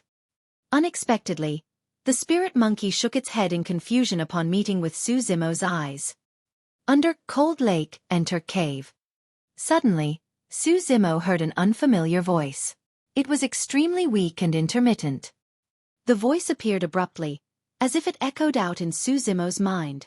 Was there someone within the cave? Was he under the cold lake? Was this some sort of trick? Xueqi composed himself and looked at the spirit monkey. It did not realize anything was amiss. This meant that Xueqi was the only one who heard that voice. Xueqi had no idea what the other party's identity and motives were. He could not help but feel a little uneasy. However, on second thought, he would have died in the hands of the Alpha if not for this person. The worst-case scenario would be to just die once more. Xueqi pondered for a moment and did not tell the spirit monkey about this.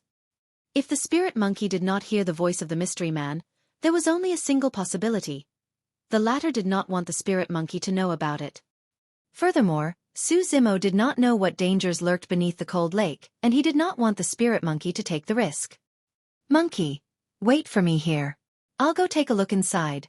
Xueqi endured the immense pain and struggled to stand up. Ow, ow. The spirit monkey shouted a few times, supporting Xueqi with one hand and gesturing with the other, implying that it wanted to go in together. Wait for me outside. I'll be right back. Don't worry. Xueqi said again and slowly walked towards the cave. Once inside, Xueqi frowned as a pungent and familiar aura lunged at him. It was that damn monkey's shit. There were not many changes within the cave. Xueqi looked around and walked straight to the cold lake. A white fog covered the surface of the water with a cold and chilling intent. Without hesitation, Xueqi took a deep breath and jumped in.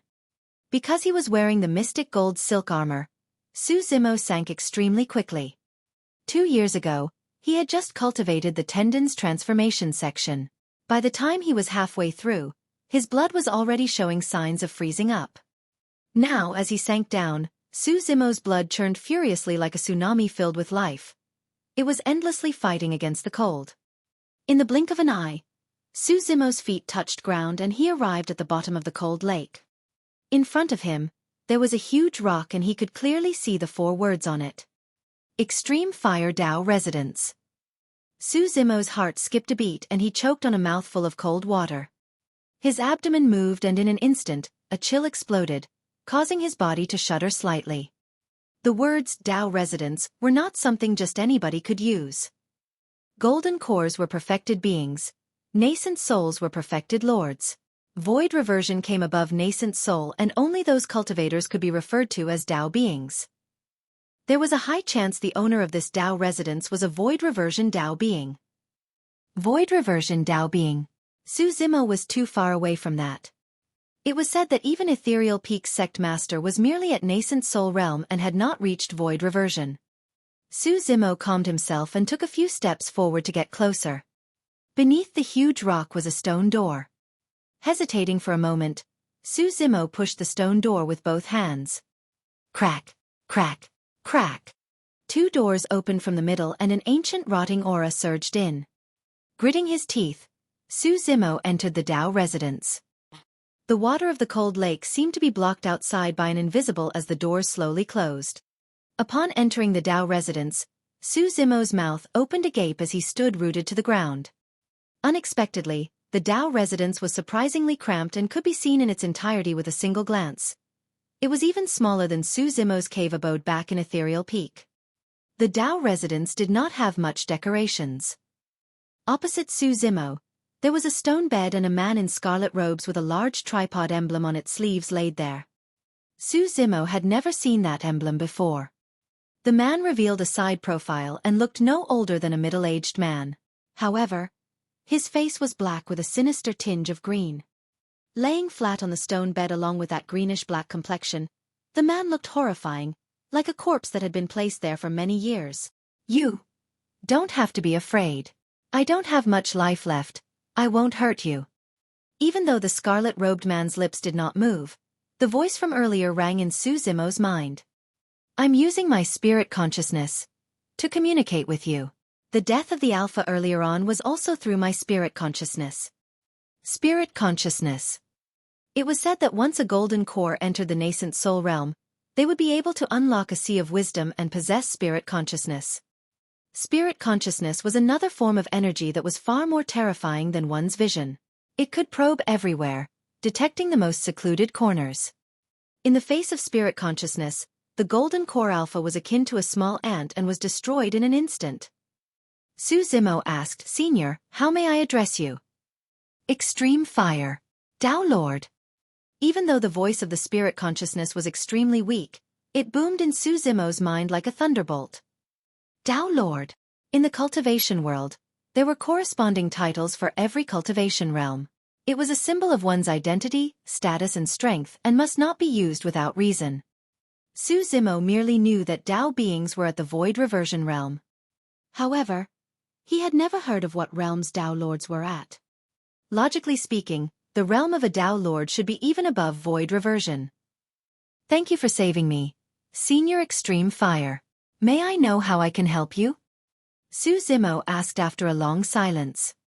At that moment, he was uncertain as well. If it was as Tao Lord Extreme Fire had mentioned that he did not have much life left, what help could a foundation establishment cultivator like Su Zimo provide? 5,000 years ago, I broke into a ruin. In a moment of carelessness, I was injured by the beings within and poisoned deeply. I then shattered a major transference talisman to escape death and was teleported here. The Tao Lord Extreme Fire's voice was intermittent, but Su Zimo was completely dumbfounded. 5,000 years ago. The lifespan of the Golden Core was at most 500 years. However, the middle-aged man in front of him was from 5,000 years ago and he was still alive. What was even more frightening was that there were beings in that unknown ruin that could injure Tao Lord Extreme Fire. What sort of a poison was it such that even a Tao Lord could not withstand it?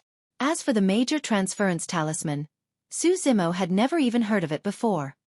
I opened up this place, but the poison has already infiltrated my entire body and I'm unable to leave. If my essence spirit is sent forth, it will be tainted with the poison as well and will not last more than an hour. I had no choice but to use my spirit consciousness to resist the poison's corrosion.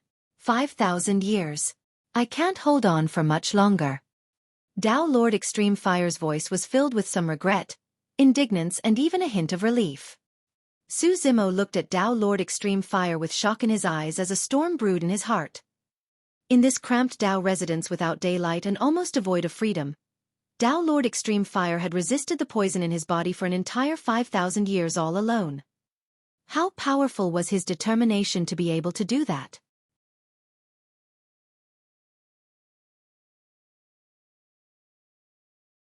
Chapter 202. Candlelight Sword Formation.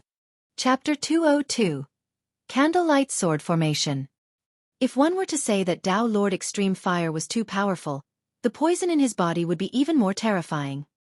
That was because despite 5,000 years, Tao Lord Extreme Fire still lost. If one were to say that the poison in Tao Lord Extreme Fire's body was terrifying, the ruin that he entered would be enough to have one shudder at the mere thought of it. 2 years ago, I saw you. Tao Lord Extreme Fire said, however, you were not a cultivator at that time. I never expected that you would already be a foundation establishment cultivator after 2 years. Someone changed your destiny for you. Such means are truly admirable. Su Zimo remained silent. If not for Dai Yu, he would not be able to get to where he was today. Even though Extreme Fire Dai Yu was powerful, he was impressed by Dai Yu as well. My treasures are all within my storage bag. Without a spirit consciousness, you won't be able to open it. Furthermore, your cultivation is too low for you to make use of them. You can keep my storage bag. Open it when you reach Void Reversion Realm one day. Su Zimo finally realized that Tao Lord Extreme Fire had summoned him to lay down his final wishes. I brought this white stone out of the ruins, but I'm unable to keep it in the storage bag. I don't know what use it has as well. You can have it too. Beside Tao Lord Extreme Fire's pillow was his storage bag and a milky white stone the size of a goose egg. The surface of the stone was smooth and sparkling. Su Zimo stared at the stone and felt as if his gaze was being pulled in. Subconsciously, he lifted the stone. The moment Su Zimo's finger made contact with the stone, it suddenly disappeared. It was as if it had gone into his body through his palm. All of a sudden, Su Zimo felt a sharp pain in his head and he almost fainted from how unbearable it was. He had not realized that at that moment, his right eye had turned white. Pure white. His entire eye was white completely. It was terrifying. In the blink of an eye, Su Zimo's right eye returned to normal as the pain gradually weakened. At the same time, a secret skill appeared in Su Zimo's mind. To be precise, it was a sword formation. Candlelight sword formation. Su Zimo merely skimmed through the sword formation briefly and could not help but be speechless. Even though he hadn't cultivated and understood it, Su Zimo guessed that the power of the candlelight sword formation was enough to crush the hexagonal sword formation completely. There were 9 grades to the candlelight sword formation. A grade 1 candlelight sword formation would already require 9 flying swords. For a grade 2 candlelight sword formation, 18 flying swords would be required following that logic. If he were to cultivate to grade 9 of the candlelight sword formation, he would require 81 flying swords to activate the formation. Su Zimo put the candlelight sword formation out of his mind for the time being, and lowered his head to check his body. The stone from earlier on had disappeared and Su Zimo had an illusion that it entered his body. However, he found nothing after searching for it. There's also a demon beast egg under the bed. I brought that out of the ruins too. Take it with you and nurture it well. Who knows, it might become an extraordinary spirit beast. Su Zimo took 2 steps back and looked under the bed where there was an oval egg roughly the size of a fist. Unless one were to pay attention, it was easy to mistake it for an ordinary stone. But now that Su Zimo was focusing his gaze, he was shocked to discover that there were complicated and mysterious runic patterns densely etched on the surface of the demon beast egg. He did not touch the demon beast egg. The things from that ruin were all a little strange. Su Zimo was worried that the egg would also enter his body if he touched it. You're a sword formation master, right? Suddenly, Tao Lord Extreme Fire asked, his voice even weaker than it had been at the beginning. Yes. Su Zimo nodded. He had summoned the hexagonal sword formation earlier on when he was fighting with the wolf pack outside. Tao Lord Extreme Fire must have seen it. I don't understand anything about sword formations. However, I know that flying swords are the most important to sword formation masters. They require many of similar weight and quality. It would be best if they were identical. Su Zimo nodded. That's right. I'm also a weapon refinement master, so the flying swords I use are all refined by myself. Oh! Tao Lord Extreme Fire's voice suddenly revealed a hint of joy. What grade of spirit weapons can you refine? I can only refine inferior grade spirit weapons. Su Zimo answered honestly. Tao Lord Extreme Fire continued, actually, I'm from one of the 4 dissident groups. 100 Refinement Sect. Of the weapon refinement techniques in Tianhuang mainland, 100 Refinement Sect reigns supreme. It's a pity that you're not a disciple of my sect and I can't impart many of the weapon refinement secret skills of the sect. Su Zimo's heart skipped a beat. He had unintentionally heard Demonist Ji mention that of the top factions of Tianhuang mainland, there were the 4 dissident groups. Their standing was equal to the 7 fiend sections. However, Tao Lord Extreme Fire added, I can refine a weapon in front of you. Take a good look at the entire process. How much of it you can comprehend will be up to your own talents. Of the weapon refinement techniques, 100 Refinement Sect reigns supreme. Those words were enough to prove how powerful 100 Refinement Sect was in terms of weapon refinement. Furthermore, this was a Tao Lord of 100 Refinement Sect. Read more chapter on VIP novel. It was a rare opportunity. A figure suddenly flew out from Tao Lord Extreme Fire's glabella. He was also dressed in a scarlet Tao robe, almost identical to Tao Lord Extreme Fire in terms of appearance, albeit a miniature version. This is my essence spirit, it's about to dissipate. After Tao Lord Extreme Fire said that, his essence spirit waved its hand gently and a gigantic tripod alongside many materials flew out from the storage bag at the front of the bed. Swoosh! A fiery flame rose beneath the tripod. Warming, material selection, smelting, forging. The steps were roughly similar. However, the various details and techniques displayed in the weapon refinement process was completely superior. In Su Zimo's eyes, Dao Lord Extreme Fire's weapon refinement process was smooth and fluid like water. It was as though he was not refining a spirit weapon, but an unparalleled treasure. Even though Su Zimo was already an elementary weapon refinement master. At this moment, he realized that compared to the real experts, his weapon refinement skills were akin to trash. After forging was tempering. This was Su Zimo's weakest step. He opened his eyes widely, watching the methods of Dao Lord Extreme Fire. Dao Lord Extreme Fire controlled all 10 fingers with an incomparable agility and nimbleness, moving along the body of the sword and tapping it bit by bit. The moment his fingertip landed, an exquisite little hammer seemed to condense on his fingertip. Clang! Clang! 10 fingers struck the sword with a rhythmic pattern, giving off a pleasant and crisp sound. The intervals between the sounds were exactly the same. This is one of 100 Refinement Sect's secret skill. 1000 Tempered Finger. Dao Lord Extreme Fire's voice rang out. I won't be able to explain the secret behind the skill. You've got to take a closer look, think deeper and practice more to obtain your own insights. Before long, the tempering process was over and spirit gathering began. Buzz! Almost instantly, the first spirit pattern was condensed on the sword. Su Zimo was dumbstruck. The speed of that spirit gathering was way too fast. This is another one of our sect's secret skill, 100 Refinement Spirit Gathering Method. You won't be able to comprehend it through mere observation because it requires a mantra and a mental cultivation technique. Before he finished his sentence, a second spirit pattern was formed. Immediately following that, a third. A fourth.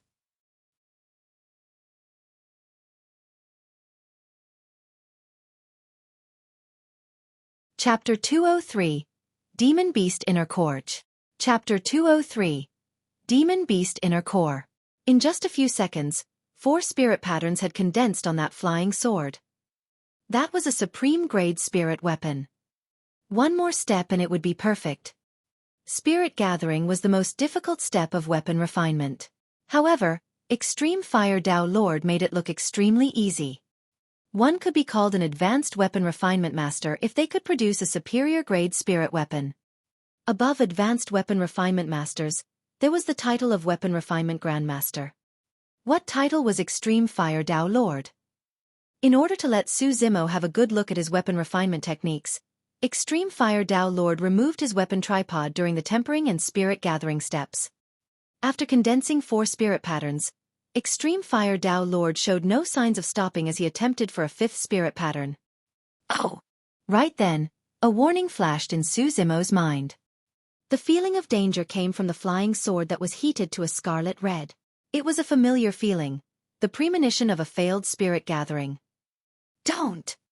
When he saw that Extreme Fire Dao Lord had no intention of stopping, Su Zimo exclaimed instinctively. Extreme Fire Dao Lord paused for a moment and eyed Su Zimo, murmuring, That's true.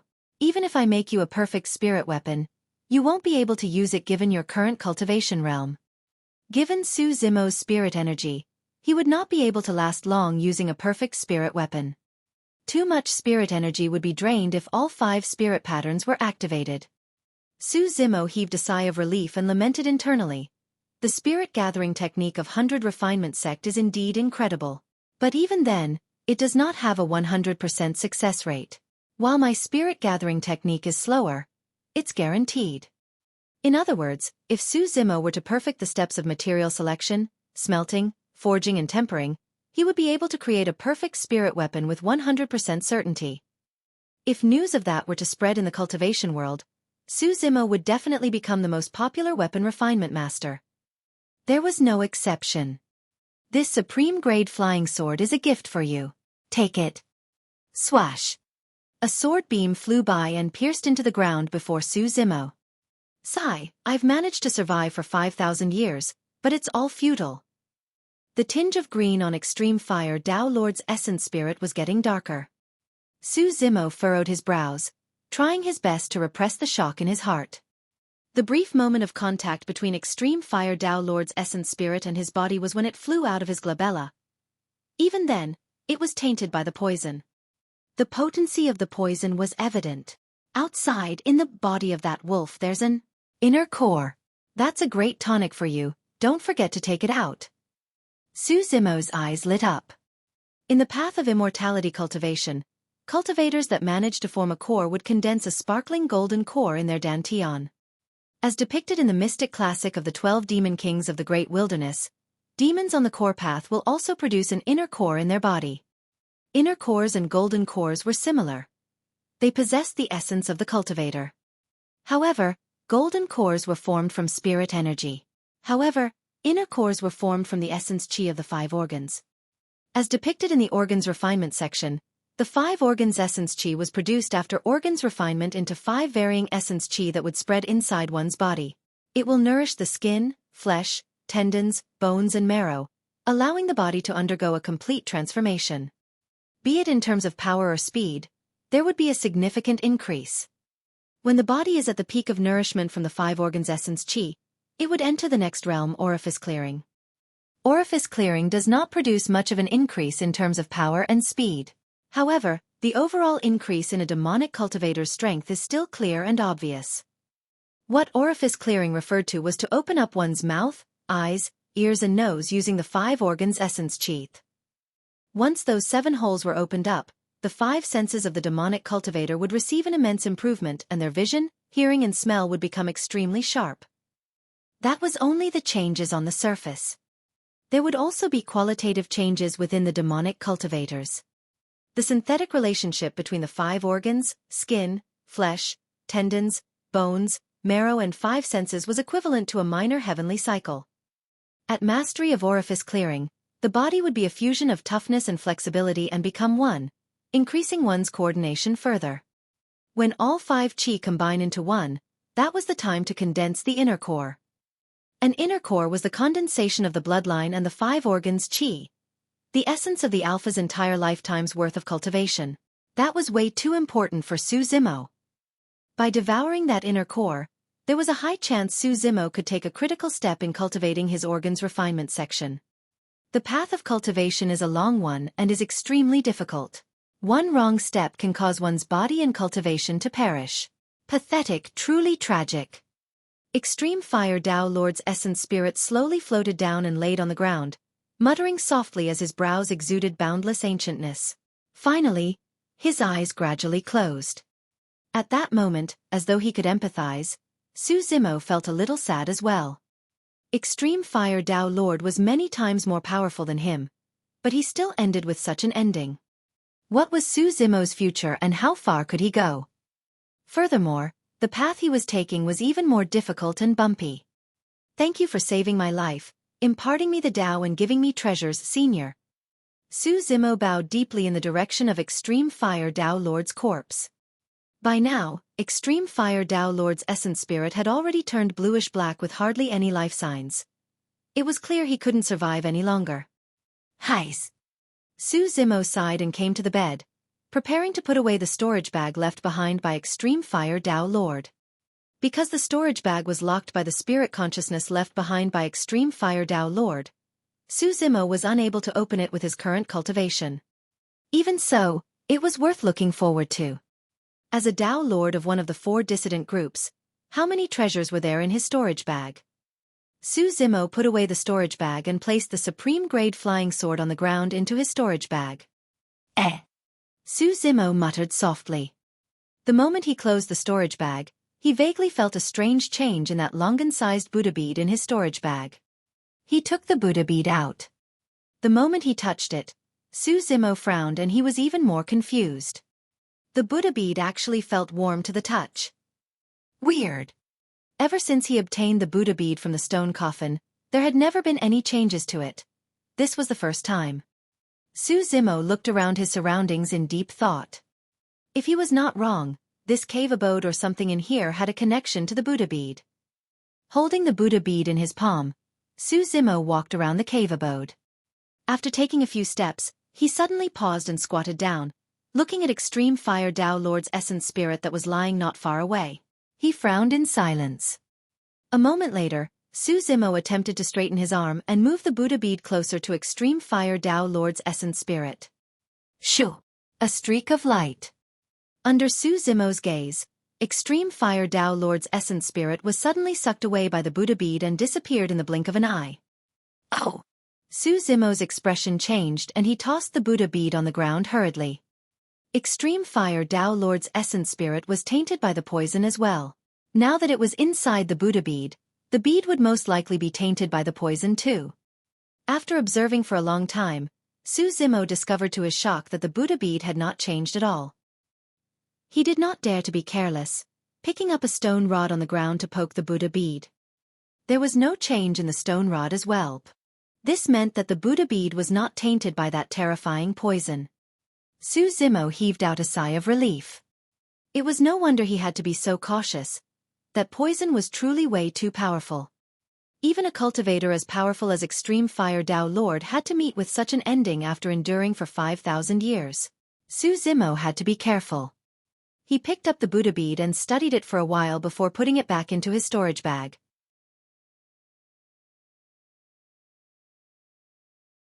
Chapter 204, Devouring Blood. Chapter 204, Devouring Blood. There was nothing left in the cave abode. Su Zimo's gaze finally landed on that demon beast egg. Actually, he did not bear much hope towards that egg. Since this demon beast egg was taken from a ruin 5,000 years ago, it proved that the egg had been there for more than 5,000 years. Even a demon beast might not live that long, let alone a demon beast egg. However, on second thought, Su Zimo realized that the items in the ruin were not ordinary. The stone that might have entered his body, Candlelight sword formation and the poison that managed to even kill a Tao Lord. At that thought, Su Zimo came before the demon beast egg and examined it. All of a sudden, Su Zimo's heart skipped a beat.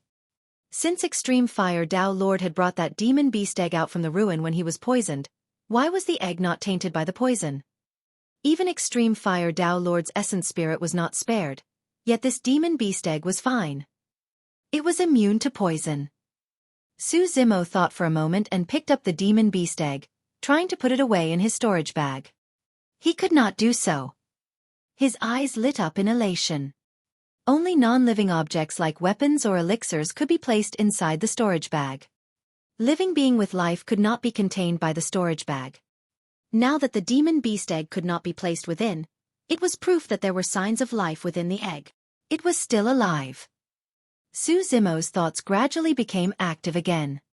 If he could nurture a spirit beast, it might not be a bad thing.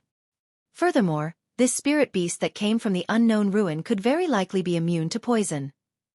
Something like the demon beast egg was extremely rare within Tianhuang mainland where only the top factions would possess them. These items were all prepared for the paragons of their respective sections.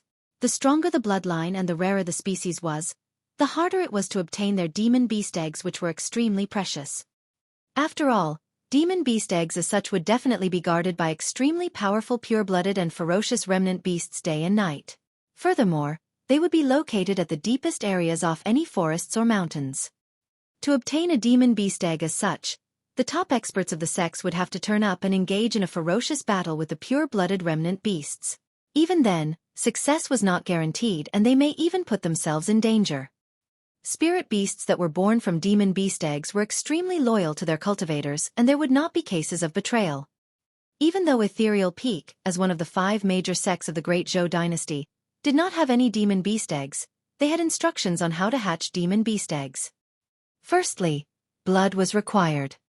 It wasn't anything mythical such as using the drop of blood to tie it to an owner. The principle behind it was simple. The goal of dripping one's blood on it was to remove the aura of the mother from the demon beast egg and let it be replaced with one's blood. That way, during the nurturing process and when the demon beast hatched, the scent it was most familiar with would be the owner of the blood. Naturally, it would be closest to that person. Su Zimo thought for a moment and took out the supreme-grade flying sword that was crafted by Extreme Fire Tao Lord, injecting spirit chi into it. 4 spirit patterns lit up at the same time, emitting a cold aura that was extremely intimidating. Given Su Zimo's tough physique, he would not be able to tear through his skin without activating spirit patterns. The sword tip slashed across his left palm ruthlessly, causing a bloody wound to appear. Xueqi immediately placed his left hand on the demon beast egg and started rubbing it. After smearing all over the demon beast egg, he felt his palm clench as though it was bitten by something. Oh! Xueqi's expression changed. Right after, a huge suction force erupted from the demon beast egg. Xueqi's blood flowed uncontrollably from his wound on his left palm into the demon beast egg. It felt as though the demon beast egg was extremely thirsty and was devouring his blood in large mouthfuls. Frowning, Xueqi yanked and tried to shake off the demon beast egg. However, it was stuck to his palm and he could not shrug it off. All of a sudden, abstruse and complicated patterns on the demon beast egg suddenly emitted a blinding light. It looked strangely weird, illuminating beneath the blood. The speed in which the demon beast egg was devouring blood was much faster than he had imagined. Pest! Xueqi took a deep breath of air and felt himself going dizzy. At this speed, he would soon be sucked into a dry corpse by the demon beast egg. Putting away his flying sword, Xueqi gripped the demon beast egg with his right hand and started tearing it outside. However, the demon beast egg remained stuck firmly on his palm and refused to budge no matter how he tried. Furthermore, it was sucking his blood still and showed no indication of stopping. Fuck!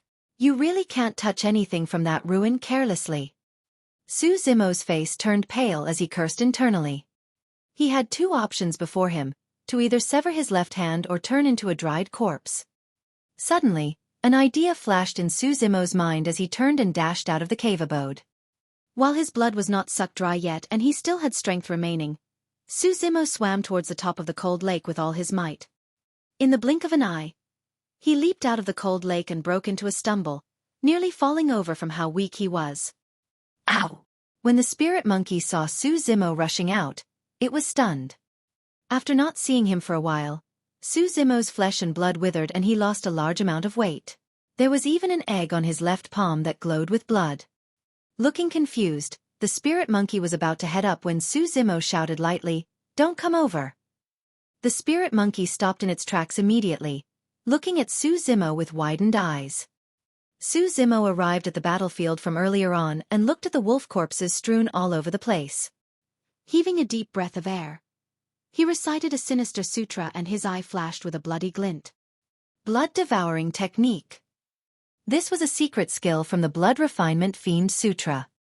Xueqi opened his mouth slightly and the flesh and meat of some wolf corpses in front of him dissipated slowly, turning into a pool of blood and flowing into his mouth. On the one hand, the demon beast egg was devouring Xueqi's blood endlessly. On the other hand, Xueqi was devouring the blood of the wolf corpses and managed to save his life. As time passed by, the number of wolf corpses decreased, leaving only sets of white wolf bones on the ground. After a long time, right as Xueqi was almost unable to endure it anymore, the demon beast egg dropped from his hand with a loud thud and rolled a couple of times on the ground before stopping motionlessly. The bloody light on the demon beast egg faded gradually and it returned to normal, looking like a fist-sized rock once more. Xueqi fell and sat on the ground, looking at the demon beast egg with lingering fear before letting out a long breath of air. If he had not experienced it personally, Xueqi would not have been able to imagine that a small demon beast egg like that would be able to devour all the blood in his body. Ow, ow! The spirit monkey came over and asked. Forcing out a faint smile, Xueqi replied, "I'm fine. I just nearly got fucked by an egg."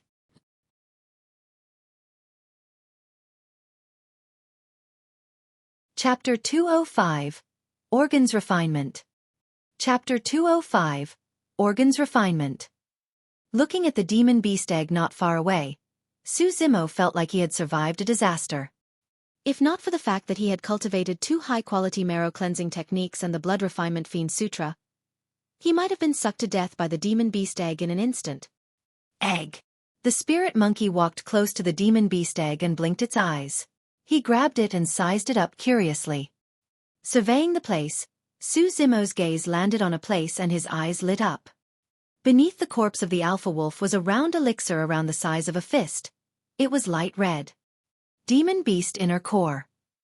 It was because of this round object that the alpha was able to produce such terrifying strength with a casual strike. In fact, It even destroyed Su Zimo's 6 inferior-grade flying swords. Inner cores varied in color, and it had something to do with the different species of demon beasts. 4 aquatic demon beasts such as the water-shield crocodile and ancient spirit fish, the inner cores they form would be more inclined towards water attributes and would mostly be blue. As for some grass-type demon beasts such as the clover swordgrass and purple-blooded vane, the inner cores they form would be inclined towards grass attributes and would mostly be green. Inner cores had different grades as well. Be it any color, the purer it was, the higher the grade. The light red inner core of the alpha could only be considered as a middle-grade inner core. A dark red color would be superior grade and a deep red color would be supreme grade. If it could condense a scarlet inner core that was the shade of blood, it would be a perfect inner core. Even ancient ferocious beasts with pure bloodlines might not be able to condense perfect inner cores, much less ordinary or ancient remnant beasts. The grades did not refer to the impurities within the inner cores, but the purity level and the size of its strength. The beasts could similarly be at early stage inner core, however, 10 inferior grade inner core spirit demons may not be a match for a single middle grade inner core spirit demon. The alpha wolf was an extremely ordinary spirit beast and it was already pretty good for it to be able to condense a middle grade inner core. Su Zimo picked up the alpha's inner core and waved to the spirit monkey before heading towards the cave. The skies were already dark and night was about to descend. Even though the man and monkey's strength was no longer the same as before, lingering outside the Tsonglang mountain range was still extremely dangerous.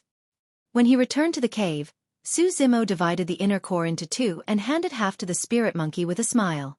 Monkey, this is the alpha wolf's inner core and it's a great tonic. Eat it and cultivate. The spirit monkey did not decline and swallowed without chewing it. After a slight delay, the spirit monkey's eyes lit up and its expression changed. It hurriedly sat upright and began to cultivate, refining the energy of the inner core as its breathing became heavier. Su Zimo placed the other half of the alpha wolf's inner core into his mouth, chewing it slowly. The inner core wasn't tough and was a little soft. After it entered Su Zimo's stomach, he could feel a massive surge of energy bursting out from it. The energy was a little warm and flowed through his limbs, entering his organs. In that very cave, Su Zimo nearly exploded due to the energy overload of the scarlet flame fruit in the past. Now, he did not dare to get careless as he hurriedly cultivated the organ's refinement sutra, breathing in and out to try and refine the power of the inner core that was running rampant in his body. Time slowly passed. The man and the monkey sat in the cave with their eyes tightly shut. Fog rose from their bodies as a dense mist swirled around them.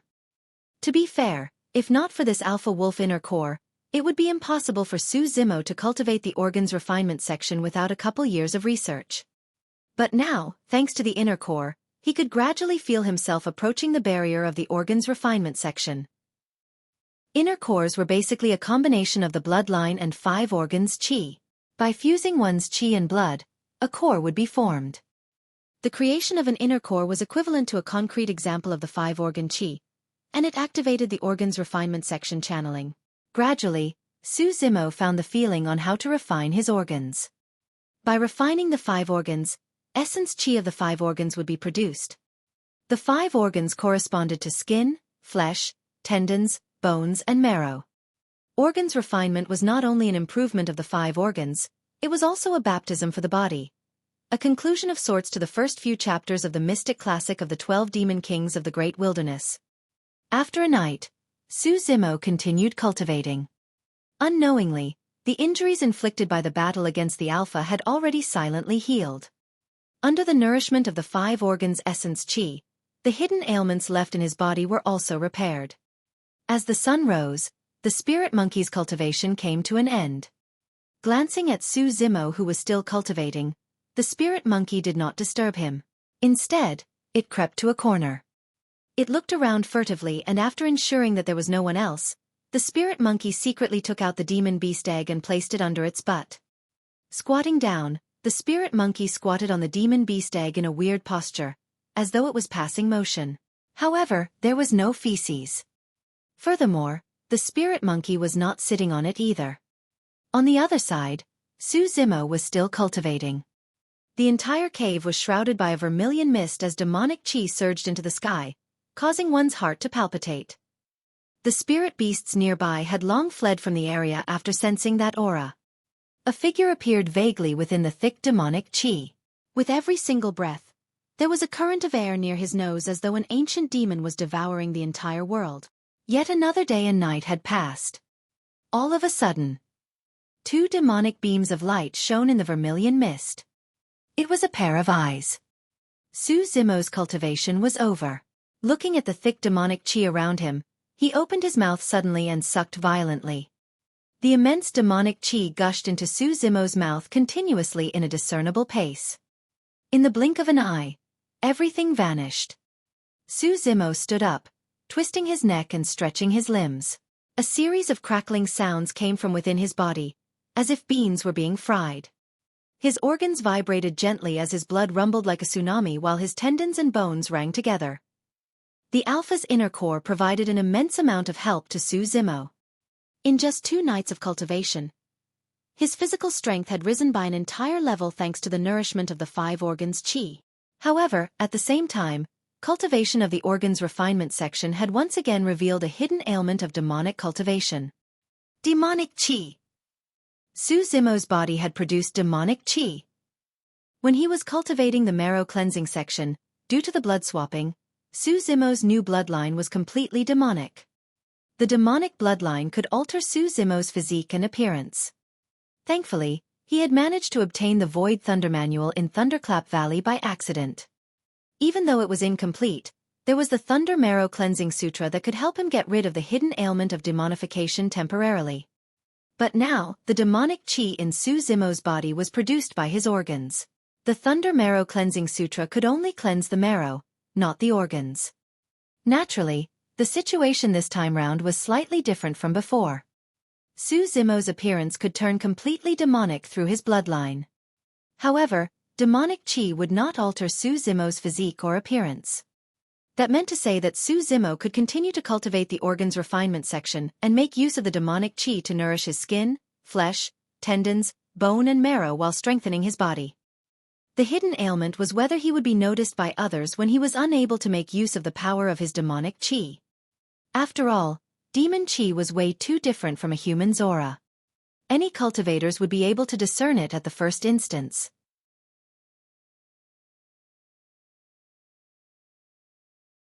Chapter 206. Returning with the Monkeys. Chapter 206. Returning with the Monkey. The benefit of organs refinement was that one was not only limited to the power of blood, they could also release the power of blood chi. The chi in blood chi referred to demonic chi. Now that Su Zimo was a human, if he were to release the power of blood chi, he would be shrouded by demonic and he would definitely be taken down at the first instance. Of course, the power of blood alone was more than enough to take down most Foundation establishment cultivators. As long as Su Zimo closed in on his opponents, even if they were at perfected Foundation establishment with many meridians unlocked, the odds would definitely be stacked against them. Su Zimo had left the sect for quite some time. Thankfully, his cultivation speed had not fallen off and he had received immense benefits along the way. He planned on returning to the sect and digesting everything he had learned completely. On the one hand, he had to raise his cultivation as quickly as possible to prepare for the sect competition 3 years later. On the other hand, he had to master the tempering techniques swiftly as well to create middle-grade or even superior-grade flying swords. That way, he would be able to start cultivating the Candlelight sword formation. That was a formation that Su Zimo looked forward to learning. Grade 2 of the Candlelight sword formation required a full 18 flying swords before it could be summoned. Ignoring the power of the sword formation itself, even if 18 flying swords were to attack in an overwhelming manner, it would be more than enough for a Foundation establishment cultivator to handle. But of course, there was one more thing: hatching that demon beast egg. It came from the ruins and was highly likely to be immune to poison. Not just that, it even absorbed so much of his bloodline. Su Zimo was curious as to what sort of spirit beast that demon beast egg would produce. If it was an ancient remnant beast species, he would have earned big. Remnant beasts referred to the offsprings of pure bloodline ferocious beasts and ordinary demon beasts. Even though their bloodlines were no longer pure, they were still extremely powerful. The alpha wolf and the spirit tiger could only be considered as the most ordinary type of demon beasts and weren't comparable to ferocious beasts. As for Little Crane, Zimo could vaguely sense that Little Crane's bloodline was not so simple. There was a chance that it was a remnant beast. The spirit monkey was originally a spirit beast with an ordinary bloodline. However, you seem to have imparted a cultivation technique to it. Now, the spirit monkey was no longer ordinary anymore. Zimo pondered over whether he should impart the Void Thunder Manual to the spirit tiger. Even though the spirit tiger looked intelligent, it was actually extremely stupid. If its strength did not grow, it would probably not survive in the future. If this demon beast egg could hatch a pure-blooded ferocious beast. Zimo's heart raced at the thought of that. The growth potential of pure-blooded ferocious beasts was huge. Even as cubs that were naive and did not know how to cultivate, pure-blooded ferocious beasts were already comparable to chi condensation warriors. The moment they start cultivating, pure-blooded ferocious beasts can even slay Foundation establishment cultivators. That was only just for cubs. If they grow into their youth and adult phases, the power of those pure-blooded ferocious beasts was unimaginable. Not only that, pure-blooded ferocious beasts carry with them the ancient memories of their race from a long time ago. Vicissitude and mysterious. Nobody could steal the cultivation techniques and secret skills meant for them. Of course, the growth of pure-blooded ferocious beasts was extremely slow as well. Even without cultivating, most pure-blooded ferocious beasts have a lifespan of over 10,000 years. If a cultivator were to hatch a pure-blooded ferocious beast, they might die before the ferocious beast even grows up. At that thought, Zimo intuitively searched for the demon beast egg. He looked around the place but did not see anything. Weird. Zimo furrowed his brows slightly. The cave was not that big and he could see its entirety in sight. However, there was no trace of the demon beast egg. I clearly saw that damn monkey take it in. Zimo mumbled and looked at the spirit monkey again, exclaiming softly. The spirit monkey's posture looked strange. Even if it was taking a dump, wasn't it squatting for way too long? Furthermore, the spirit monkey hovered without sitting as though there was something under its butt. Zimo vaguely guessed something and could not help but roll his eyes. Damn monkey, aren't you tired? When it heard Zimo's question, the spirit monkey shook its head and looked towards the entrance of the cave, pretending as if nothing had happened. Zimo could not help but laugh. Stop pretending. Hurry and get up. Don't tell me you want to hatch that demon beast egg with your monkey bum. After being seen through by Zimo, a rare blush appeared on the spirit monkey's face as it stood up unwillingly. Upon seeing that, Zimo was amazed. The spirit monkey was usually extremely thick-skinned and unruly. This was the first time he was seeing it so coy. Ow! Ow! Pausing for a moment, the spirit monkey returned to its normal self and bared its teeth, gesturing and shouting at Zimo. Even though he had not seen the spirit monkey for 2 years, Zimo understood what it meant immediately.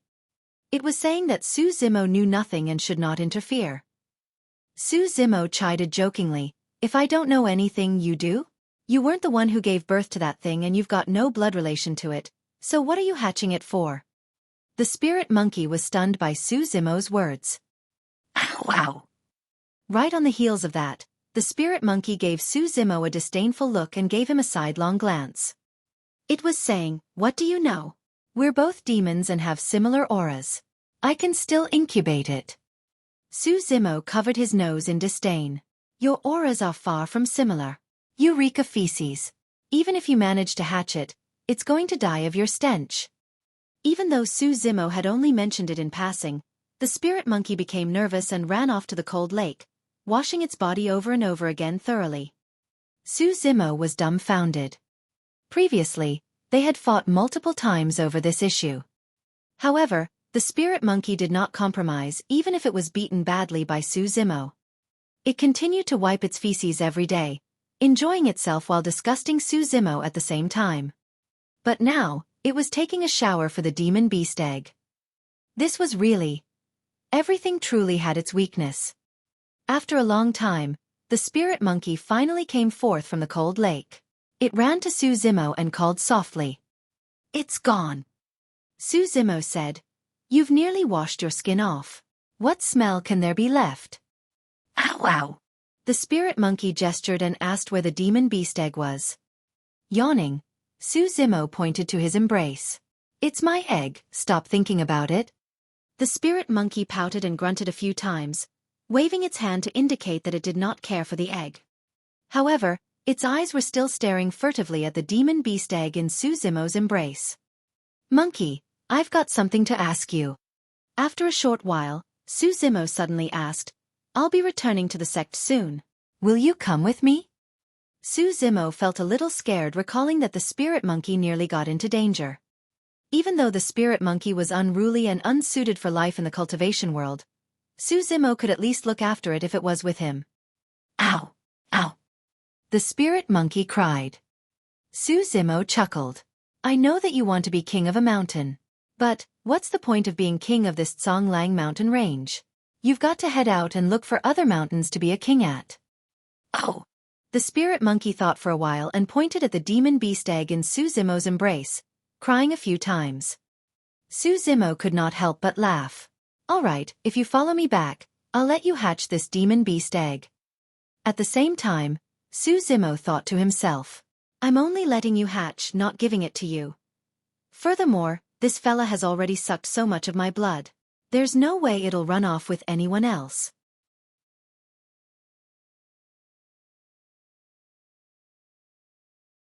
Chapter 207. Plotting in Darkness.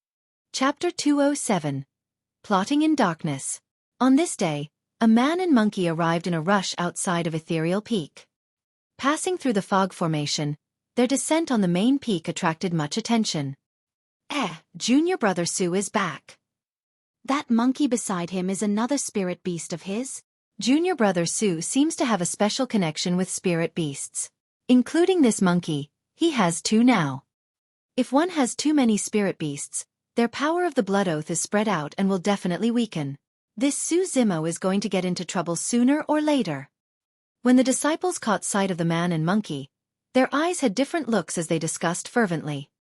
When Zimo had just joined the inner sect, he caused quite a stir when he overwhelmed Sun Tao and friends using his thunder techniques. Roar!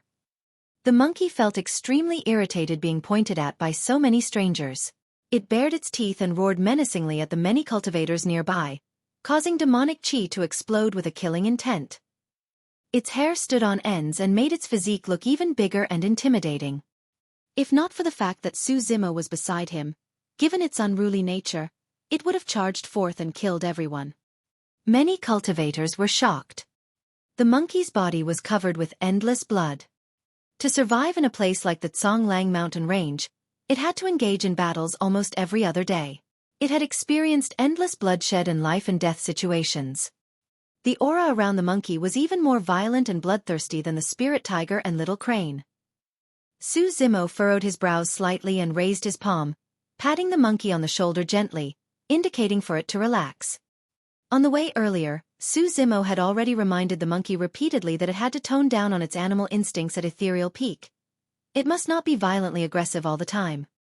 Grunting, two streams of air shot out from the monkey's nostrils and the fur on its body gradually went down. Before long, the man and monkey disappeared before everyone. Humph, that beast sure is arrogant.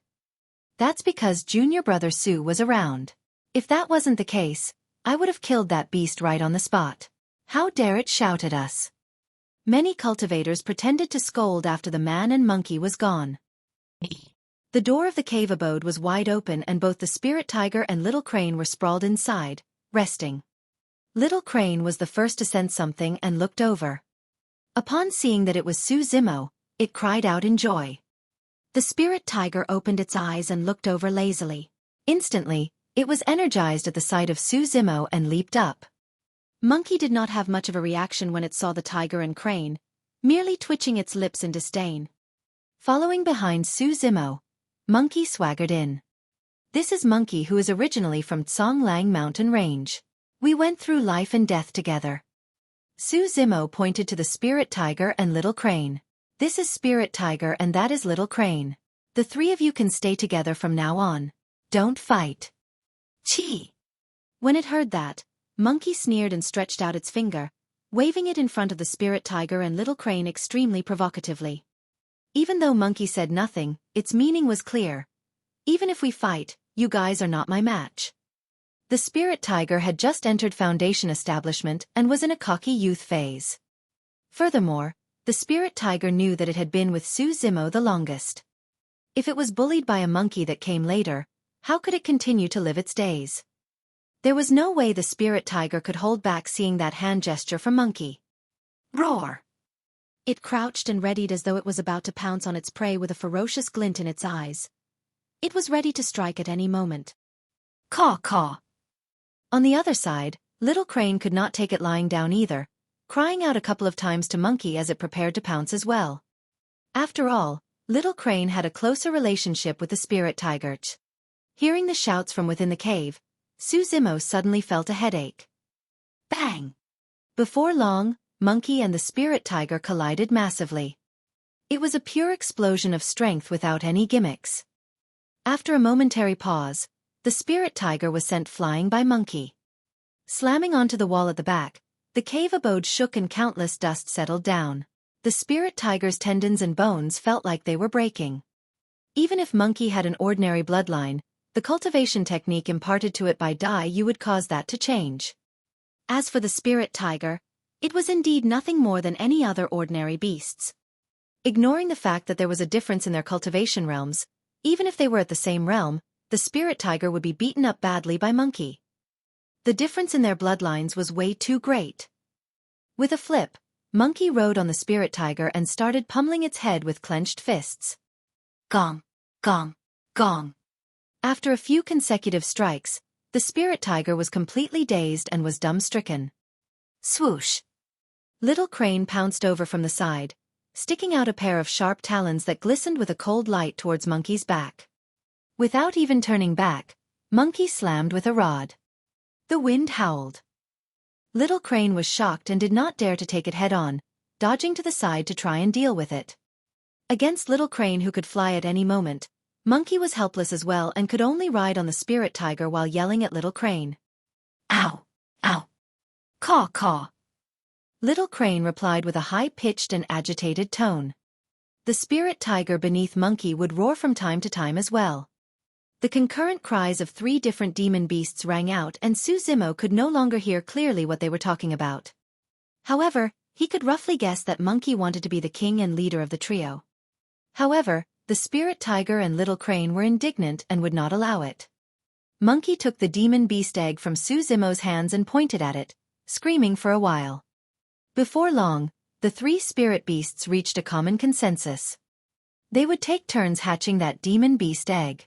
Whoever the spirit beast that's hatched chooses to follow will be their king. For 3 spirit beasts, the 24 hours in a day could originally be divided into 8 hours each. However, the spirit tiger was the most pitiful. The 8 hours that it originally had was forcefully taken over by Monkey and Little Crane, leaving it with only 4 hours. In another cave abode of Ethereal Peak. It was dark and quiet. Feng Haoyu assumed a lotus position, surrounded by many spirit stones. He had already reached perfected foundation establishment and had unlocked a meridian. All of a sudden, a sinister wind blew. Feng Haoyu opened his eyes.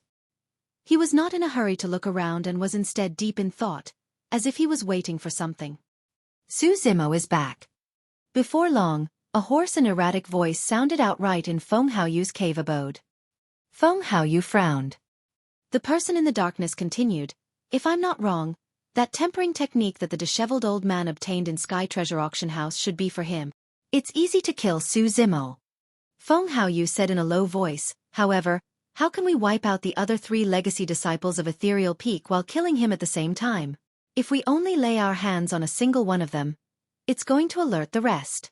The only way to have Ethereal Peak suffer a great loss is by crippling 4 of them at the same time. That way, they won't be able to achieve anything in the 4 ranking lists of the sect competition. Don't worry, the opportunity has arrived." The hoarse voice said, "Once this fight is over, you and I can both return to the sect with honor in our names."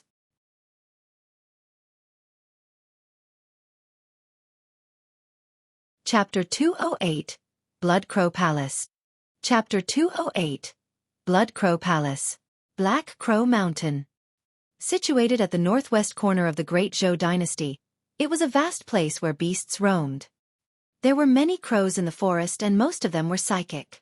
There were even black crow demons that managed to cultivate supreme powers with terrifying strength and dominance. It was said that there was a golden core that entered the depths of Black Crow Mountain and was never seen ever again. A couple of years ago, a middle-aged man with dark green eyes that shone with a sinister light walked into the depths of Black Crow Mountain without turning back at all. From that day forth, the crows within turned extremely violent and their eyes were bloodshot. The skies above Black Crow Mountain were perennially covered by a blood mist. Deep in the dense forest, a hall named Blood Crow Palace appeared. Within a few short years, sects nearby Black Crow Mountain were all subdued under Blood Crow Palace's command. This day, a pale-faced youth with dark green eyes appeared outside Blood Crow Palace. He was at Perfected Foundation establishment and knelt on a single knee, cupping his fists in the direction of the hall. "Master, a year ago, my blood slave was killed outside of Linfeng City. I've discovered who the killer is. His name is Su Zimo, an inner sect disciple of Ethereal Peak." Amidst the blood fog around the forest, Blood Crow Palace was vaguely visible like an ancient that sat on the spot. It was sinister and horrifying, letting out an ice-cold aura. After the young cultivator spoke, Blood Crow Palace fell into a dead silence. As though he was accustomed to it, the young cultivator continued, "This battle caused us to lose a middle-grade spirit mine and more than 30 Foundation establishment cultivators. Even though they are all outer core disciples, it is still an unprecedented setback. I heard the news that Ethereal Peak Spirit Pool is about to be unsealed. At that time, Ethereal Peak is bound to send their Perfected Foundation establishment disciples to receive a baptism of the Spirit Pool. I intend to lead people there and take them down in one fell swoop. At the same time, I can take in the legacy disciples of Ethereal Peak as my blood slaves." After a long time, a voice rang from Blood Crow Palace. "All right, be careful. Take more men with you." The young cultivator lowered his head. "Don't worry, master. Take Yu Fei and Peng Yu along with you." After a momentary pause, a voice rang out from Blood Crow Palace once more. The young cultivator was delighted and replied hurriedly, "Thank you, master. Yes, after this matter, come back and cultivate in seclusion. When the ancient battlefield opens 3 years later, you'll find your true opponents within." After saying that, the voice in Blood Crow Palace went silent once more. Before long, 2 people draped in black robes walked forth. They were expressionless with an occasional flicker of green light in their eyes. "Greetings, young master." The 2 men walked before the young cultivator and knelt on one knee, shouting in unison. The young cultivator nodded in satisfaction. The 2 people before him were golden cores. They were his master's blood slaves. Bearing extremely high standards, the people that his master were willing to accept as blood slaves were far from simple. His master was also the same person who founded Blood Crow Palace, the palatial lord. Given their relationship, even though this man was only a Foundation establishment cultivator, his status in Blood Crow Palace was extremely high. He was the young master of Blood Crow Palace. Ethereal Peak, Su Zimo Fufufu. Ethereal Peak. Su Zimo had returned for a couple of days and had not spent it idling. Little Fatty, Xueqi and other Weapon Peak disciples came to visit, so they naturally had their merry celebrations. During this period, Lang Ro came by as well and chatted with Su Zimo for a little before leaving. In the eyes of Xueqi and everyone else, that was naturally something to cheer about. In the entire sect, Su Zimo was the only person who could make Lang Ro pay a personal visit. Previously, she had even specially given him 2 talismans. The 2 talismans were kept in his storage bag and Su Zimo had not used them yet. Even though it wasn't a massive favor, it was clear that the other party had put in quite a bit of effort. Su Zimo intended to create a middle or superior grade spirit weapon after he gained more insights into weapon refinement and give it to Lang Ro. The second day after Su Zimo returned to the sect, before he even had the time to visit the disheveled old man, the latter already took the initiative to visit. "You rascal, where have you been for the past 3 months with no news at all?" The disheveled old man scolded Su Zimo at first sight. Su Zimo replied with a half-truth, "I spent some time at home." "I see."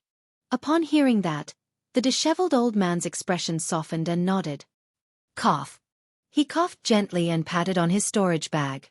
Instantly, an ancient manual appeared on his palm as he said calmly, Take it. This is an ancient tempering manual. True enough. As Su Zimo had expected, the disheveled old man was auctioning for this book at Sky Treasure Auction House for him. The person who wrote this ancient manual is Su Zhan, an advanced weapon refinement master 1,000 years ago. At his peak, he had created tens of supreme-grade spirit weapons, and it was said that he had even created a perfect spirit weapon. Even though there's no remnant projections of his weapon refinement process, you can study this ancient manual well.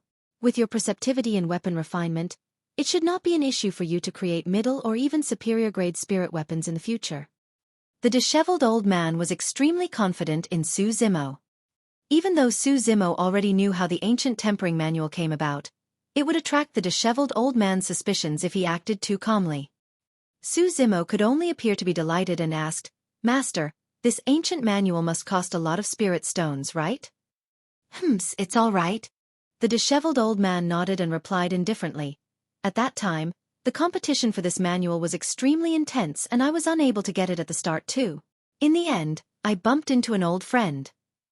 At that point, the disheveled old man beat around the bush intentionally before continuing leisurely. That friend of mine has a powerful background, and without a second word, he gave it to me on the spot. Even though the disheveled old man was trying his best to contain himself, his eyes were filled with pride. "Zimo, let me tell you how the scene was like at that time." Pft, pft. That huge auction house fell entirely silent. Even if others had spirit stones, they could not use it. No one could stop this friend of mine from giving it to me. Everyone else could only watch dumbfounded in envy. When he heard the disheveled old man bragging, Su Zimo could not help but lower his head and almost chuckled. "Zimo, what's wrong? You don't believe me?" The disheveled old man raised his brow when he noticed Su Zimo's abnormality. "No." Su Zimo waved it off hurriedly. Cough, cough. "All right, that's enough. Cultivate well." The disheveled old man seemed to have realized that he had gone slightly overboard with his bragging and added before turning to leave. In reality, if it was just this ancient tempering manual without any remnant projections, Su Zimo would not have achieved much in his future. However, Extreme Fire Dao Lord had enacted a weapon refinement process for Su Zimo beneath the cold lake of the cave abode.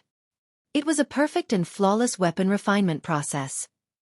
Coupled with the ancient tempering manual in his hands along with Su Zimo's personal spirit gathering method, he had confidence of creating a supreme-grade spirit weapon. It wasn't an occasional creation depending on his condition. It had a 100% success rate.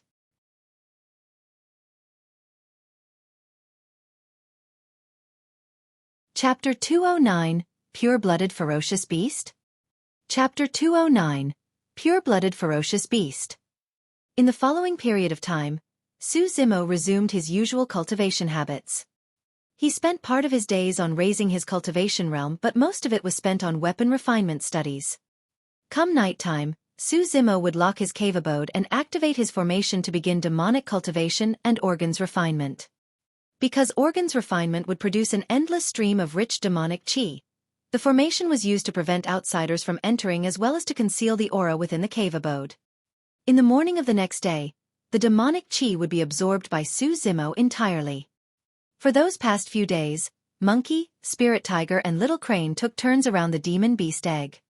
After Monkey incubated it for 10 hours, it was Little Crane's turn. Every day, when it was late at night, they left a miserable 4 hours for the Spirit Tiger.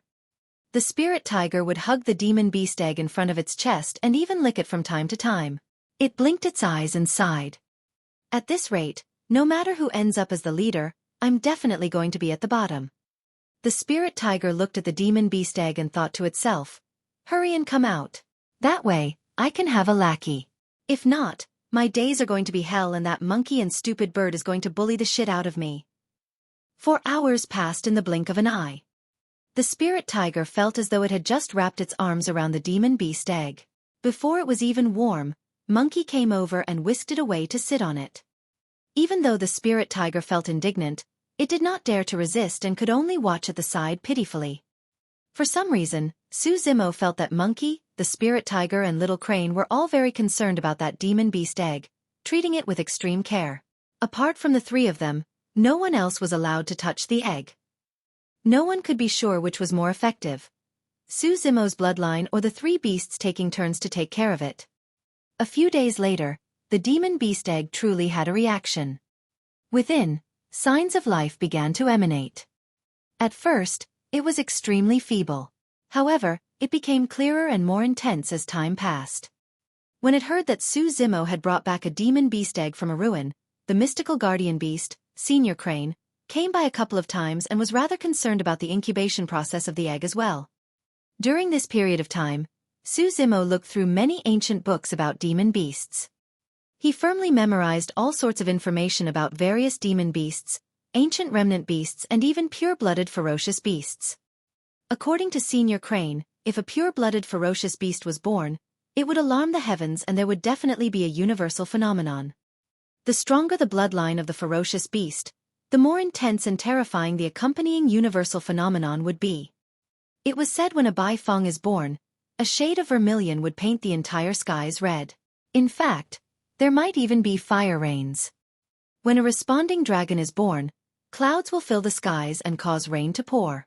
This phenomenon will last for at least 7 days and nights, causing the nearby rivers and lakes to overflow and even form a powerful flood. The arrival of a Zhu Yan brings about chaos to the world and continuous flames of war. When some ferocious beasts are born, they might even bring about an apocalyptic catastrophe for countries and dynasties. Such examples have been rampant since the ancient era. If a remnant beast was born, even though there won't be any universal phenomenons, there would be accompanying brilliant colors to indicate their unique bloodline as proof that their future would be different from ordinary beasts. A month later, the signs of life from that demon beast egg became more intense, almost reaching a peak. This meant that the life within the demon beast egg could descend at any moment.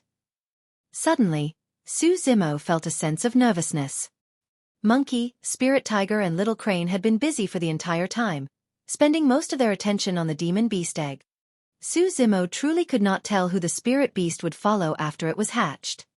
One day, Monkey, who was squatting on the demon beast egg, suddenly jolted upright. Monkey's odd behavior attracted the gazes of Spirit Tiger and Little Crane. Su Zimo opened his eyes and looked over as well. On the ground not far away, the demon beast egg shook gently. A new life was struggling within, trying to enter this world. All of a sudden, a red-headed beauty appeared in the cave abode. This was the human form of Senior Crane. She had a solemn expression and looked at the demon beast egg keenly with pursed lips. Swash! Su Zimo's vision blurred as yet another cultivator appeared in the cultivator. Possessing an immense aura and a reserved gaze, this was the sect master, Ling Yun. Even though sect master Ling Yun had never been here before, he was clearly paying attention to this matter. Before long, the 5 peak masters arrived. Right after, many grand elders of the sect arrived as well. There were elderly men with long white beards and old women with wooden staffs. Everyone looked at the demon beast egg on the ground with a hint of anticipation. Anyone who could become grand elders of the sect were all nascent soul-perfected lords. Su Zimo was secretly shocked. This was quite a commotion. Other than an assault or major calamity of the sect, there was probably nothing that could gather so many people. These people were all the top cultivators of Ethereal Peak. The initially spacious cave abode became evidently crowded after these people arrived. Monkey, Spirit Demon and Little Crane sat down in 3 directions, maintaining the same distance between them and the egg while protecting it in the middle. Su Zimo was squeezed out of the crowd. If it was just the hatching of an ordinary demon beast, there wouldn't be this many people paying attention to it. However, all of them had heard that this demon beast egg was retrieved from a ruin. Furthermore, there were many obscure and complicated patterns etched on the shell. This was something worthy of everyone's attention. Yes, those patterns are indeed mysterious. Even with my experience, I can't tell what those patterns are. A nascent soul old man stared at the demon beast egg for a long time before saying slowly. An old woman frowned and said, "It seems to be some sort of a heritage. Seems like this demon beast has quite a powerful background. It's not simple." Someone else nodded in agreement. Right then, that initially shaking demon beast egg came to a sudden stop, drawing everyone's attention. The masses held their breaths. There was complete silence in the cave abode such that one could hear a pin drop. Crack! There was a crisp sound. Everyone's eyes lit up. A faint crack had appeared on the demon beast egg. After a short pause. Crack, crack, crack. A series of sounds came from the surface of the demon beast egg. In the blink of an eye, 3 more cracks appeared on the shell. The sounds became clearer as tiny cracks spread around the entire egg densely. All of a sudden. Piak! A tiny hole broke at the top of the egg. Peeling away the shell bit by bit, a pitch-black talon was the first to be seen. The eyes of Senior Crane's human form, the red-headed beauty, dimmed slightly in disappointment. Sect Master Ling Yun frowned and sighed lightly. Some of the nascent Soul Grand Elders also sent their spirit consciousness to check outside the cave abode. They retracted their spirit consciousness upon discovering that there was no abnormality. It was very calm outside without any signs of a universal phenomenon happening. This meant that the demon beast before them had nothing to do with a pure-blooded ferocious beast. The many Grand Elders shook their heads. They had come to see if a pure-blooded ferocious beast could be produced. If it was a pure-blooded ferocious beast, that would be the biggest thing that had happened in the sect for thousands of years. Alas! Everyone had arrived excitedly only to be disappointed.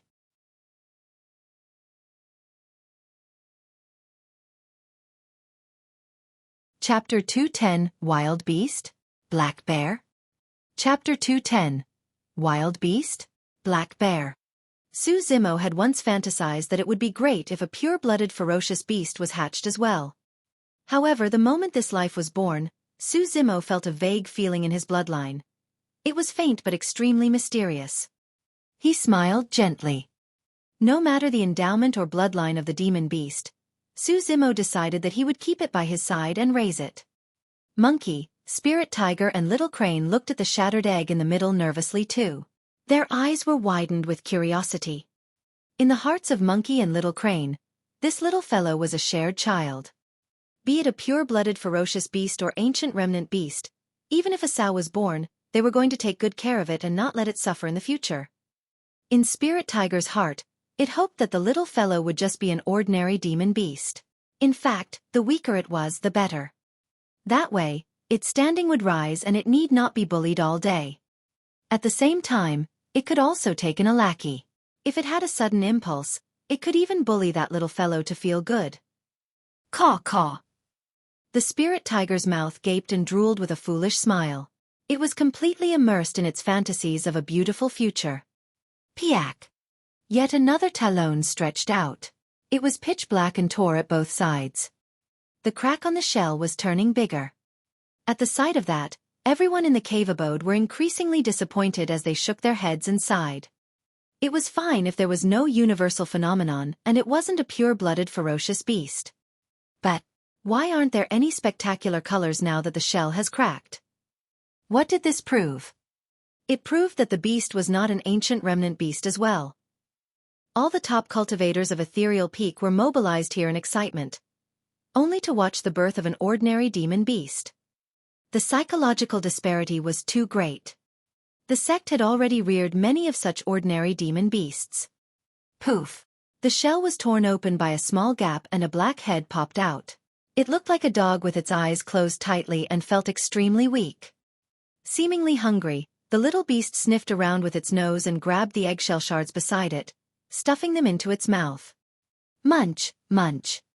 In a short while, the little beast finished the eggshell that was the size of a fist. Now, the little beast's features were fully exposed to everyone. It was bare and pitch black, looking extremely ordinary. Perhaps because it had just eaten the eggshell, its body was a little swollen. Once again, the cave abode fell into silence. The atmosphere was strange. Everyone looked at the little beast with a weird expression, not knowing whether to laugh or cry. Even though everyone had already determined that this was neither a pure-blooded ferocious beast or ancient remnant beast, this was way too ordinary. An old man shook his head. Even if there is no universal phenomenon or brilliant lights, a normal demon beast would contain demonic chi upon being born since they spent a long time in their mother's body. The thicker the demonic chi, the stronger the demon beast was. But this little beast sigh. The old man did not continue, but everyone knew what he meant. Ever since it broke out of the shell till now, The little beast did not possess the slightest bit of demonic chi. This meant that it wasn't even a demon beast. It could only be considered as a wild beast. This little beast doesn't have any intelligence. It didn't even know how to open its eyes, it's too weak. An old woman at the side shook her head. Even though her words were harsh, it was the truth. Everyone knew that wild beasts were not psychic and did not have much intellect. Zimo frowned hard and tried to recall all the ancient books he had read. He drew comparisons between the appearance of the little beast and all the demon beasts, ancient remnant beasts and pure-blooded ferocious beasts. After a round of comparison, Zimo discovered that there was no demon beast that matched the little beast before him. In terms of similarity, the little beast resembled a black bear cub the most. In a ruin more than 5,000 years ago, Extreme Fire Dao Lord risked his life to bring back a demon beast egg only for it to hatch a black bear. Zimo's mouth twitched. If Extreme Fire Dao Lord was still alive and saw this, he would probably die still out of anger. Of course, the little beast was not exactly the same as a black bear. It had a slightly swollen body and its head was like a dog. Its palm had a blood-red cushion in the middle, and it had claws longer than a black bear that could be retracted freely. Hia! The little beast tried its best to open its mouth and let out a sound. It did not sound like a powerful roar from a demonic beast, but rather, it looked like a newborn baby who was learning to speak. Foo-foo. There was friendly laughter all around. Even its cry was so weak. Even though no one could confirm the origin of the little beast, many signs indicated that this was the most ordinary type of wild beast. The spirit tiger was delighted. Everything went smoothly as it had expected. It finally had a lackey it could trample on. The little beast trod out clumsily, trying to walk. It swayed and looked like it could fall at any moment. Hia! Crying out once more, the little beast sniffed through the air, as if searching for something. Its eyes were tightly shut and it could only recognize its way through scent. Monkey, spirit tiger and little crane immediately turned nervous. They had a prior agreement that after the little beast was born, whoever it looked for would be the boss between the few of them. The little beast stood rooted on the spot for a moment before turning around. Slowly, it walked towards the spirit tiger in a clumsy manner. The spirit tiger got excited immediately and nearly lost control of himself, jumping up and roaring wildly. Happiness came too suddenly.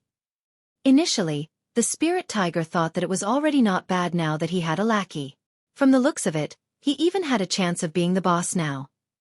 The tables have turned and I've finally made it. It's been a tough journey. The spirit tiger looked at the little beast its best to walk over and was moved to tears.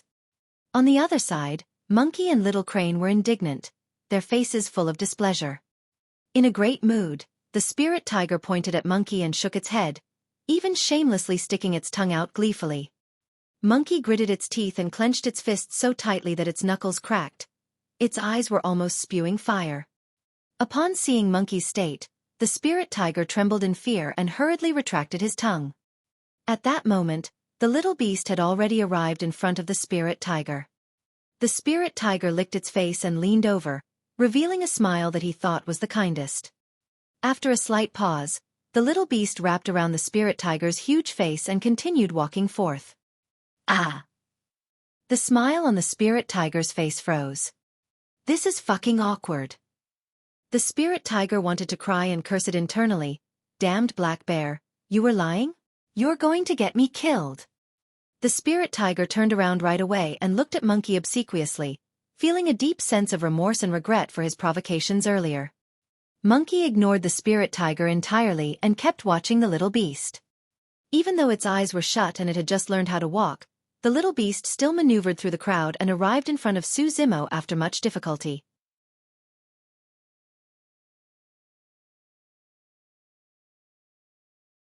Chapter 211, Terrifying Little Beast. Chapter 211, Terrifying Little Beast. Little Beast raised its head and sniffed carefully again, as if making a confirmation.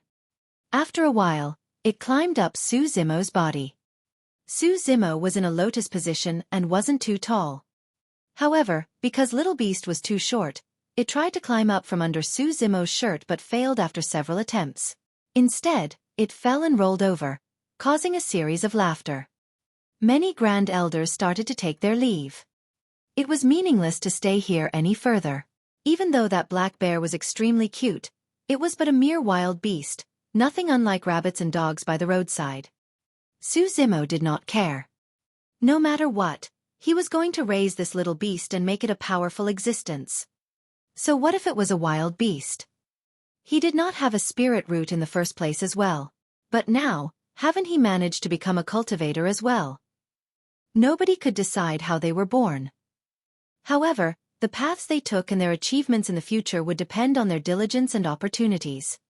Little Beast continued to roll over a few times, covering its body dirtily in dust. With its closed eyes, it rubbed itself against Xueqi's feet gently in sadness. Xueqi hardened his heart and remained silent.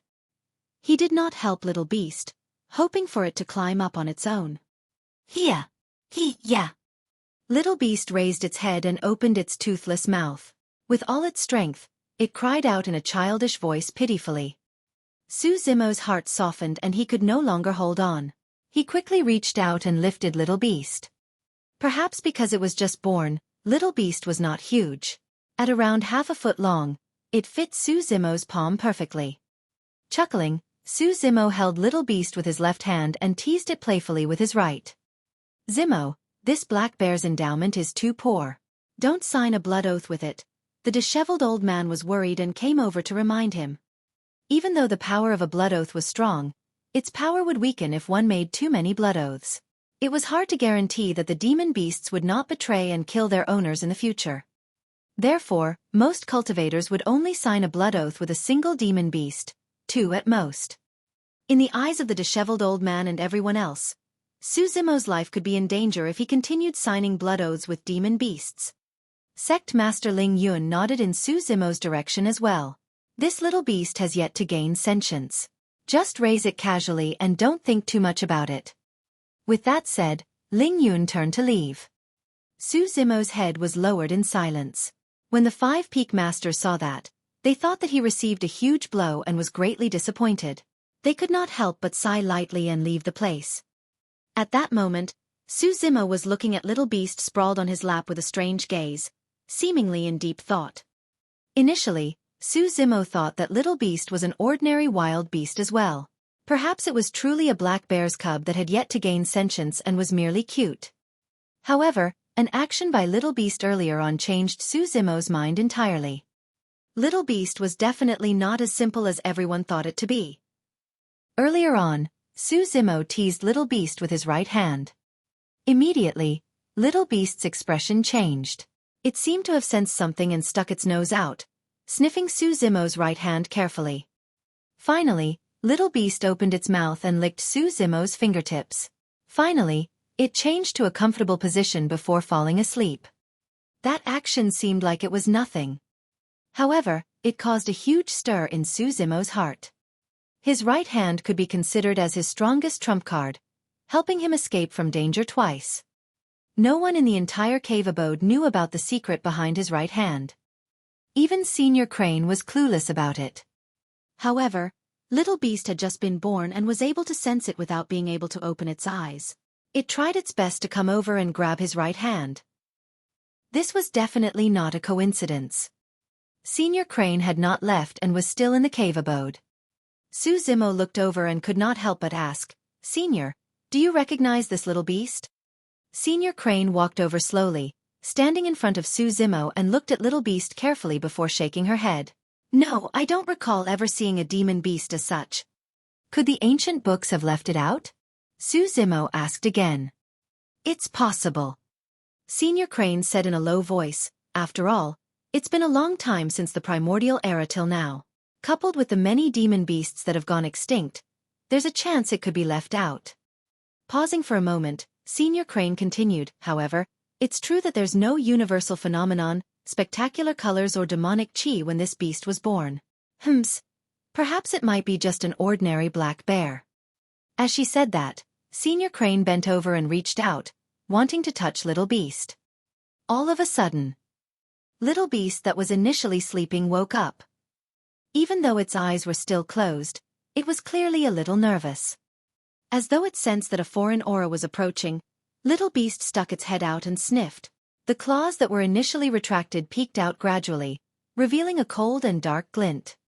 Such keen senses. Xueqi's eyes lit up.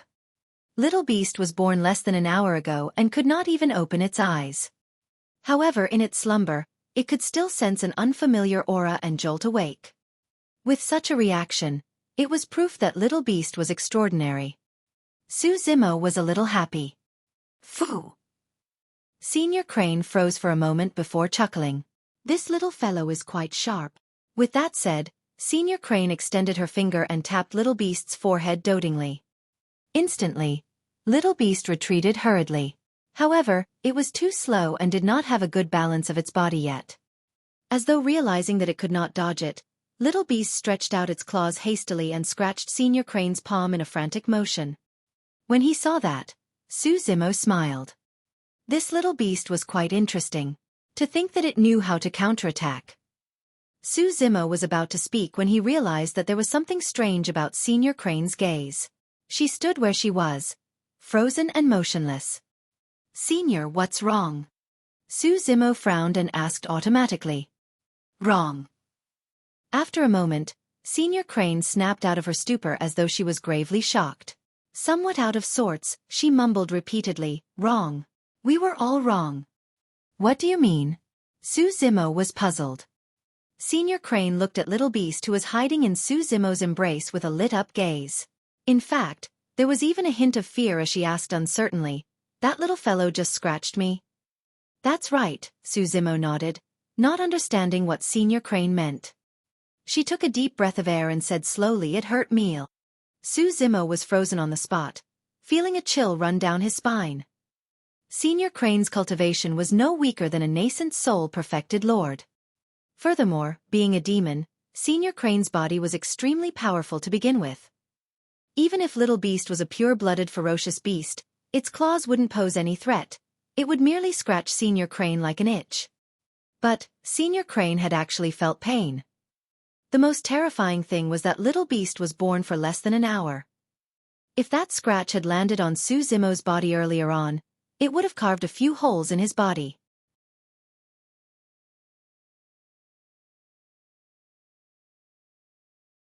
Chapter 212, Night Spirit. Chapter 212, Night Spirit. Even though they did not know the origin of Little Beast, it was not hard to imagine how terrifying it would be after it grew up.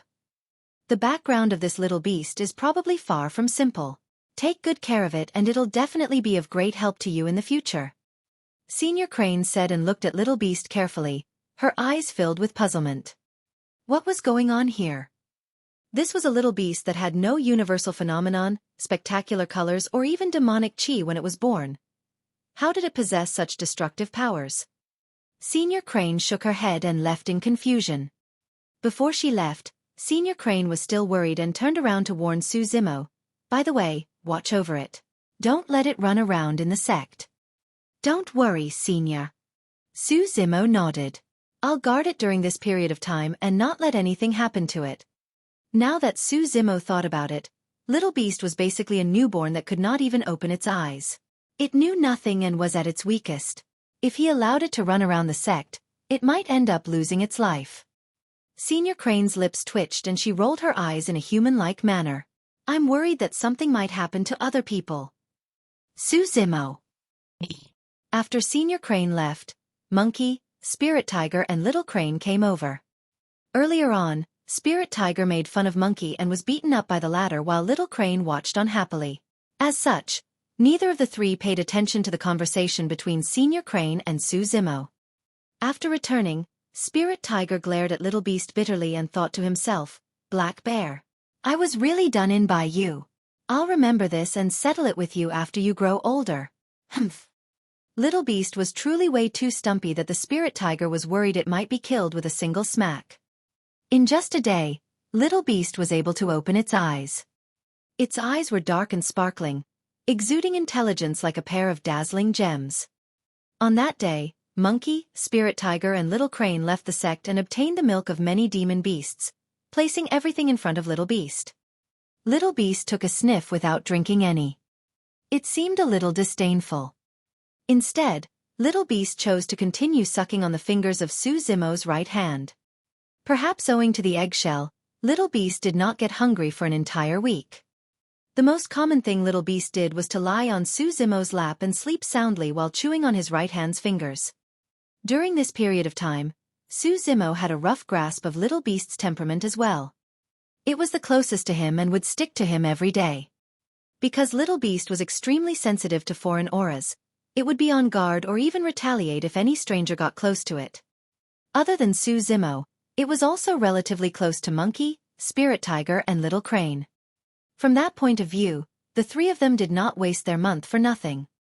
At times, the four of them would even play around in the cave abode happily. Upon seeing that, Xueqi would always feel a sense of warmth and smile. After a week, Little Beast's teeth grew out.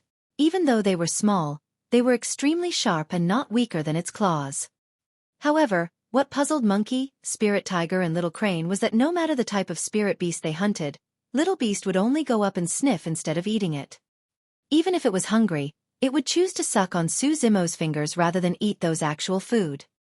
That's strange. Xueqi was perplexed as well. Could Little Beast be vegetarian? On second thought, Xueqi felt that it was not right. The claws and teeth of Little Beast did not seem as though they were meant for it to be vegetarian. These few days, Xueqi did not cultivate much. Instead, he specially refined a few cauldrons of elixirs and selected the supreme grade and perfect ones for Little Beast. Yet, Monkey, Spirit Tiger and Little Crane were the ones fighting for it while Little Beast refused everything. That's strange. Xueqi tapped on Little Beast's head and chided lightly. Why are you not eating everything, Hia. Little Beast had yet to master demon language and could only cry out in Hias. Blinking its diamond black eyes, it looked aggrieved. This day, Monkey and Little Crane went out to hunt. Xueqi sat on his stone bed and held spirit stones in both hands, seemingly in cultivation and could not be distracted. The opportunity is here. The Spirit Tiger had been cultivating the Void Thunder Manual during this period of time and felt that it had gotten stronger. It was now a Foundation Establishment spirit demon. Rubbing its paws together, the Spirit Tiger was prepared to take this opportunity to teach Little Beast a good lesson. It wanted to impose the image of a mighty, ferocious and unstoppable being in Little Beast's heart. Black Bear, stop sleeping. Wake up. The Spirit Tiger sneaked in front of Little Beast and growled softly, slapping Little Beast's head with a backhand. Initially asleep, Little Beast's body quivered and it stuck out its claws, blocking instinctively. Flashes of blood appeared. A few bloody holes appeared on the Spirit Tiger's paws. The Spirit Tiger was dumbfounded. Little Beast was completely awake as well. Ow! Howling in pain with a pale face, the Spirit Tiger glared at Little Beast and gritted its teeth, snarling, Black Bear. You're not trustworthy at all. Even when you're asleep, you're so nervous. You've screwed me to death. Little Beast leaned over in embarrassment and stuck its tongue out to lick the Spirit Tiger's paw as a form of comfort. It's completely different from what I imagined. Even after this Black Bear is born, I'm still the weakest. The Spirit Tiger's face was covered in tears as sadness welled up in him. Right then, Monkey strode into the cave abode covered in blood. It was carrying a leopard on its shoulders, huge like a small mountain and covered in green fur. Emerald Cloud Leopard. Xueqi recognized the leopard at first glance. It was an ancient remnant beast that was extremely strong. The Emerald Cloud Leopard's head was smashed in and it was filled with injuries all over, clearly already dead. Monkey had many wounds on its body as well. It was a devastating battle. The moment the Emerald Cloud Leopard's corpse was placed down, Little Beast suddenly jumped off Xueqi and ran over to the corpse to sniff. Shing! Little Beast stretched its claws and cut through the skin and flesh of the Emerald Cloud Leopard easily. It opened its mouth and chomped down on a piece of meat, swallowing it. Xueqi narrowed his gaze at the sight of that. He had been observing Little Beast during this period of time. In the past 10 days, Little Beast's body grew a little more. It was no longer bloated nor similar to a black bear. Little Beast's head resembled that of a dog's while its figure resembled a tiger's. Pitch black, it had no fur and upon retracting its claws, it could walk without a single sound. Xueqi examined Little Beast's claws and teeth carefully. Be it in terms of structure or sharpness, it was something he had never seen before. Furthermore, Little Beast had displayed signs of its terrifying combat talent while it was playing in the past couple of days. That combat talent seemed to be an instinct. Extremely sharp claws and teeth, keen sense of smell, robust strength, explosive power, terrifying combat talent. A demon beast as such was practically born to kill. In front of Su Zimo, Monkey, Spirit Tiger and Little Crane, Little Beast was extremely docile and adorable. However, late in the night, it would stand up quietly and patrol the cave abode, surveying with an icy stare. Occasionally, Little Beast would stand outside the cave abode and look up at the full moon, emitting an inexplicable aura that was vicissitude and mysterious. It was like a god walking through the mortal realms at night. "How about we call you Night Spirit from now on?" Su Zimo mumbled.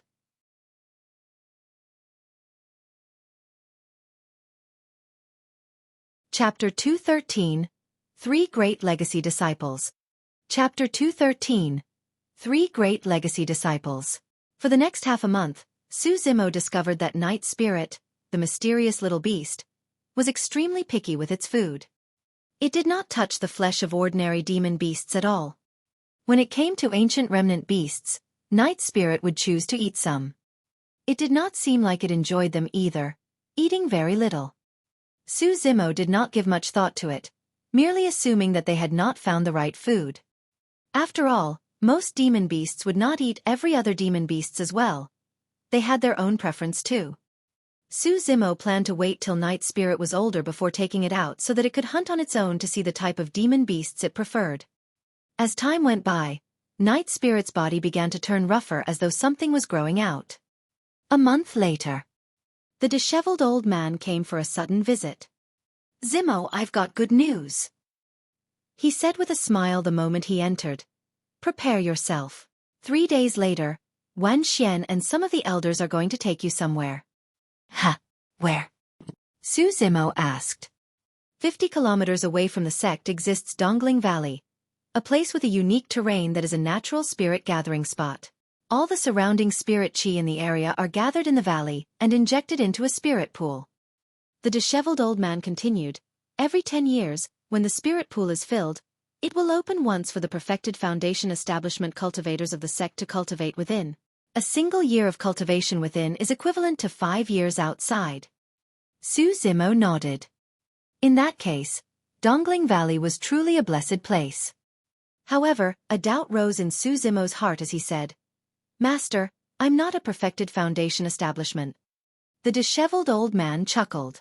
This was initially none of your business indeed. However, Elder Chen made a suggestion to allow some of the inner sect disciples with immense talent and potential to cultivate within the spirit pool as well. In the main hall of Ethereal Palace, Elder Chen even mentioned your name specifically. Oh. Su Zimo was slightly surprised.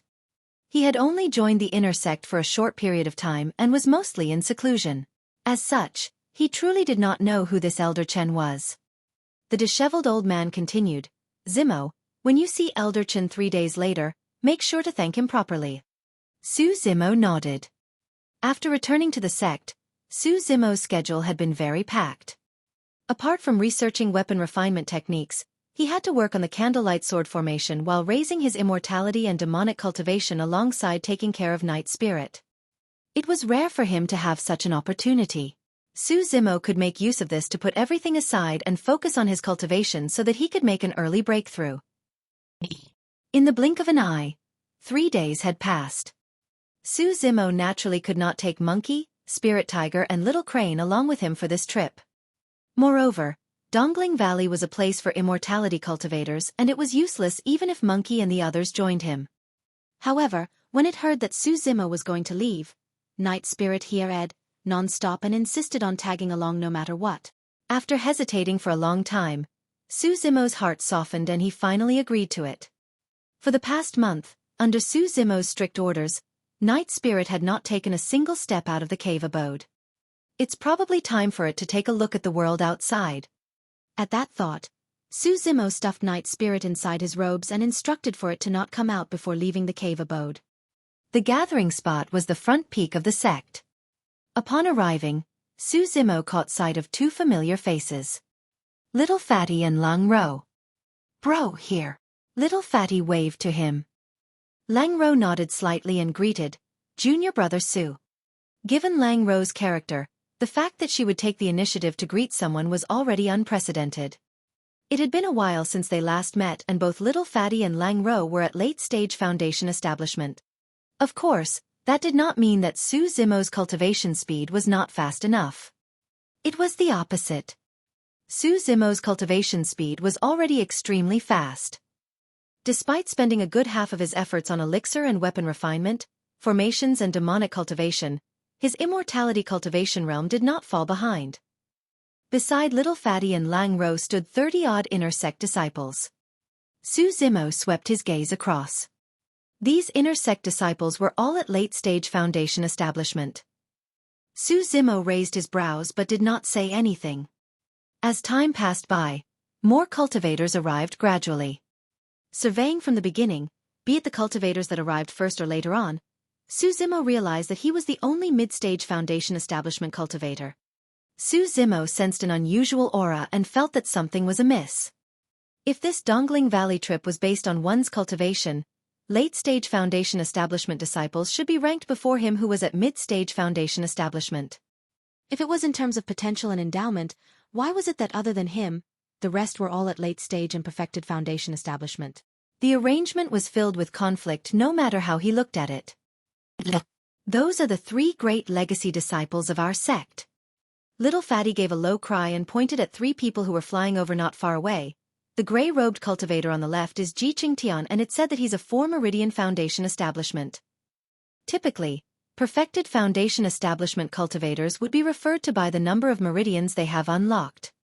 The blue-robed cultivator on the right is Luo Yi and he's also a 4 Meridian Foundation establishment. In the middle is the leader of the 3 great legacy disciples, Qin Yu. He's at 5 Meridian Foundation establishment and is also the true number 1 of the inner sect.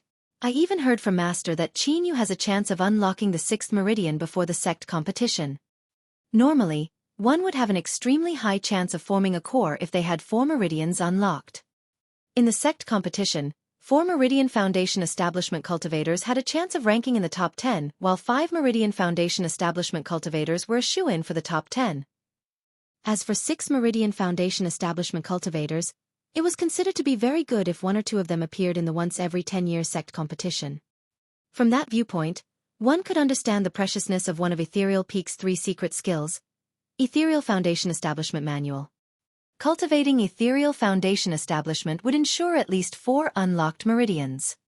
Thereafter, it would depend on the cultivator's own endowment, talent, perceptiveness and fate. Through thousands of years, there had indeed been disciples of the sect who had unlocked 6 meridians. In Tianhuang mainland, even if those at 6 Meridian Foundation establishment continued cultivating till they were 100 years old, they might not be able to unlock the 7th meridian. If they wanted to progress, they had to enter the ancient battlefield. That was the only place where they could obtain heavenly-defying opportunities and lock their 7th, even 8th meridians. The reason why cultivators wanted to unlock as many meridians as possible wasn't only because of the increase in strength. It was preparation for core formation. The quality of a golden core formed from 4 meridians was naturally incomparable to the quality of one formed from 5 meridians. The quality of a golden core of 5 meridians was incomparable to a golden core of 6 meridians. It was said that once the quality of a golden core reaches a certain level, the spirit energy in their bodies would achieve a harmony with the heavens and earth and a phenomenon that would shock the world would be born. That was the famous golden core phenomenon of the cultivation world.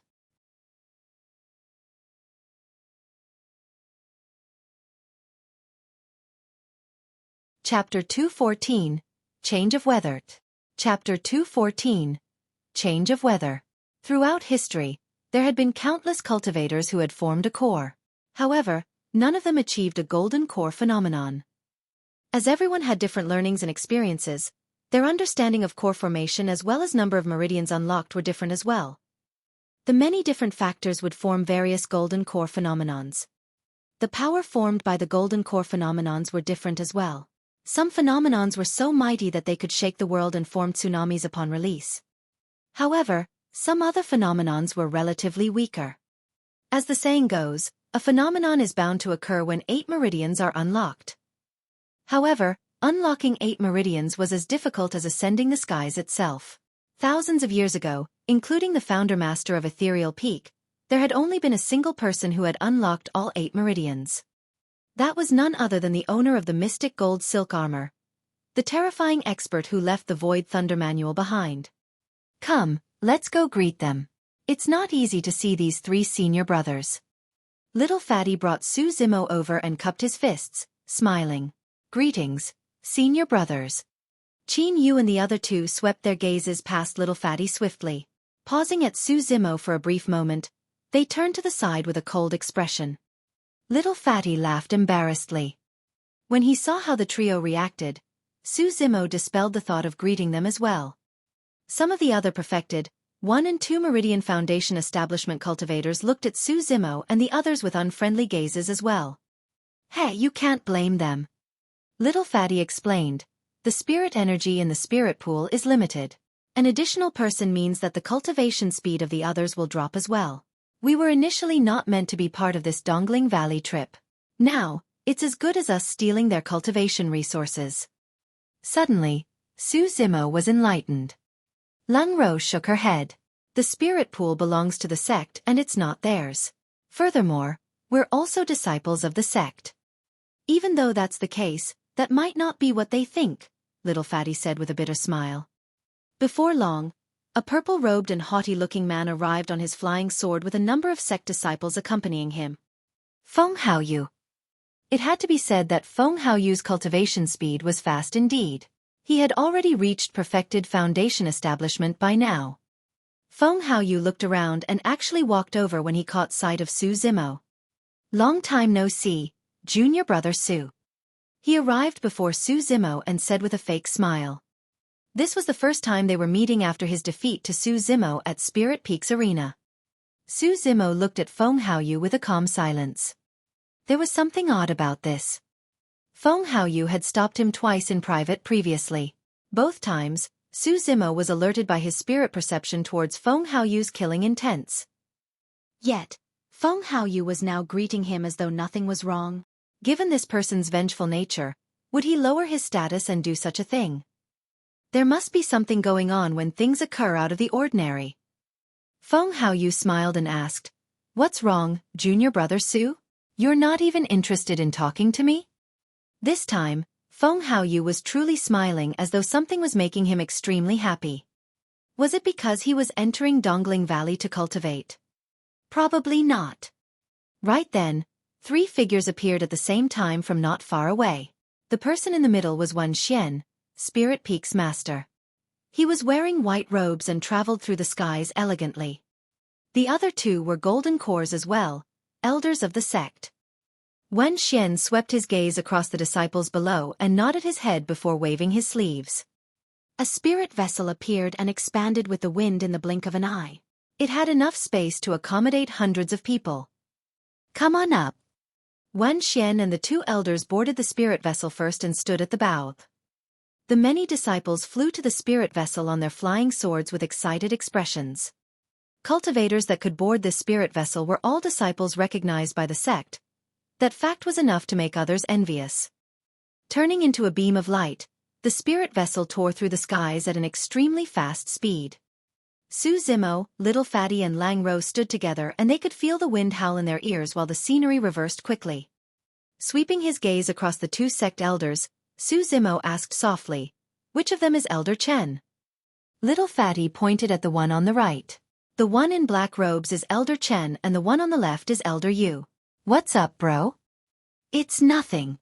Su Zimo replied, "I merely heard that it's thanks to Elder Chen's suggestion that we're able to take part in this spirit pool cultivation trip." "Yes, I heard about that too." Little Fatty chuckled. "Elder Chen sure is a nice person." Su Zimo smiled and did not reply. After a while, he felt increasingly uneasy.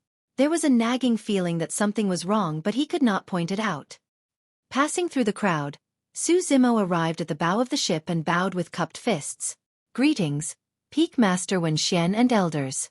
I am Su Zimo." Wen Xian lowered his glance slightly and nodded.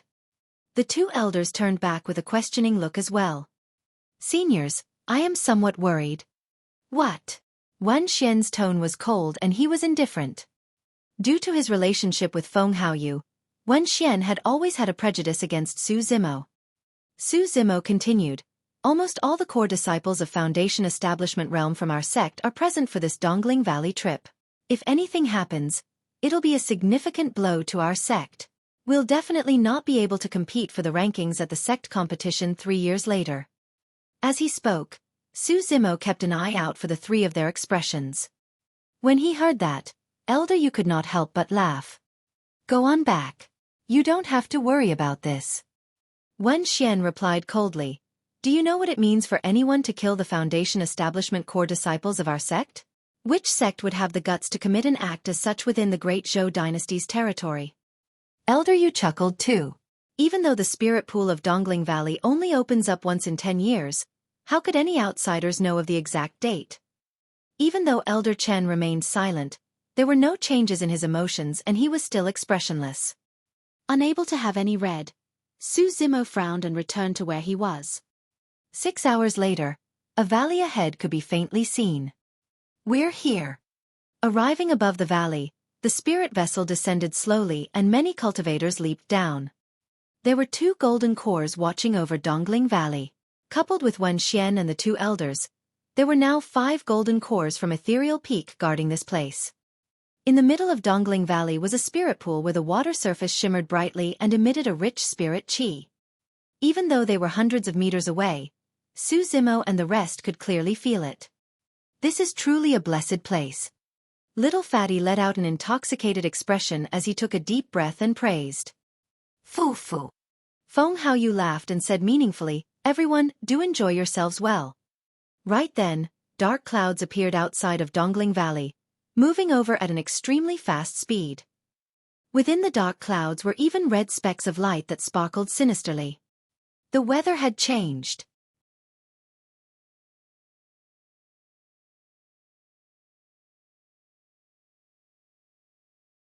Chapter 215 Trapped. Chapter 215 Trap. Oh! Wen Xian's expression changed as he looked to the direction of the incoming black clouds with a narrowed gaze.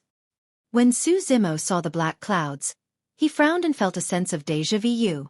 The black clouds were moving at an extremely fast speed and shimmered with sinister red lights. They did not seem like clouds, but rather spirit mine, blood-eyed crows. The so-called black clouds were actually countless crows surging over. Those red lights were the eyes of the crows. Su Zimo recalled the battle outside of Linfeng City and said in a deep voice, everyone, be careful. They are the people from the spirit mine outside Linfeng City. They're from the fiend sects? Are they here for revenge? Wen Xian narrowed his eyes and killing intent exuded from him. To everyone from Ethereal Peak, the tragedy that happened at Linfeng City was committed by the fiend sections. However, Su Zimo knew from Demonist Ji that even the fiend sects did not have such vicious methods and cultivation techniques. On that point, he believed in Demonist Ji. Even though she appeared to be frivolous in her actions, she knew her limits and bore with her the pride of the fiend sections. If it was something done by those of the fiend sects, she would not deny it. Su Zimo looked at Little Fatty and Lang Ro, saying in a low voice, if the situation isn't right later, quickly escape. What? Little Fatty was shocked. Lang Ro frowned slightly as well. Both of them had yet to realize the danger. To them, the sect had 5 golden cores here along with a group of top Foundation Establishment cultivators.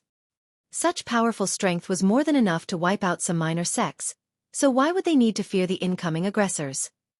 Su Zimo did not say anything, merely looking at Feng Haoyu and Elder Chen before drawing a flying sword from his storage bag. That was the supreme-grade flying sword created for him by Extreme Fire Dao Lord. During this period of time, Su Zimo spent most of his efforts researching weapon tempering techniques, understanding the Candlelight sword formation and raising his cultivation.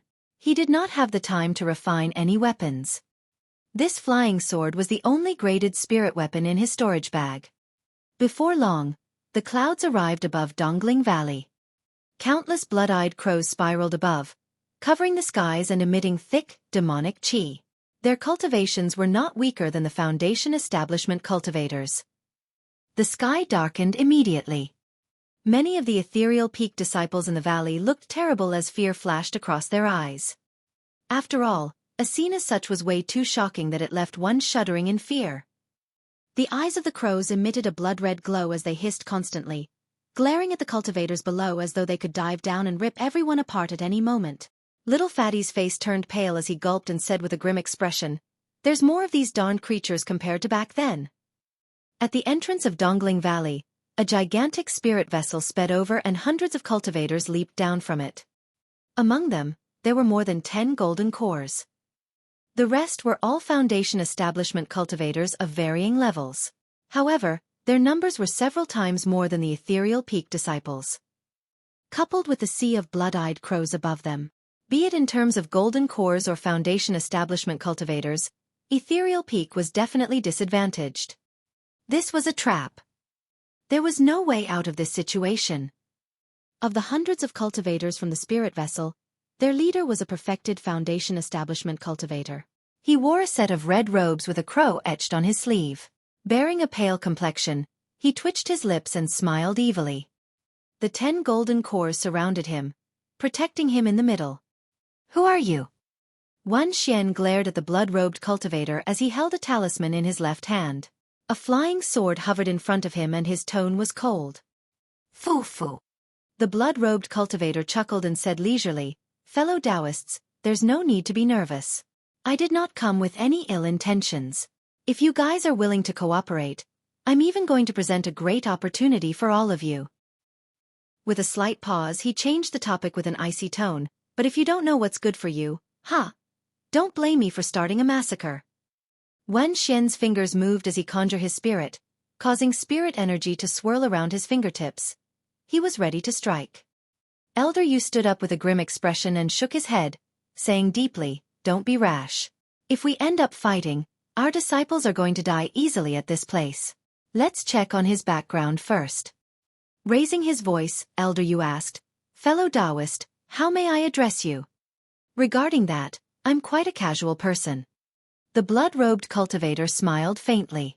"You may address me as young master or master. It's up to you, I won't force you." Elder Yu's expression turned terrible. Be it young master or master, it implied that he had to submit to this blood-robed cultivator. Elder Yu was a golden core after all, and there was no way he would accede to such a ridiculous request. "Junior, this place is less than 50 kilometers from Ethereal Sect. If I were to send a message using my spirit crane, it won't be long before our sect sends reinforcements. Don't get cocky now," Elder Yu said with a deep voice. "Ha ha ha ha." The blood-robed cultivator burst out into laughter. "Old dog, I tried to give you face but you're trying to throw it away.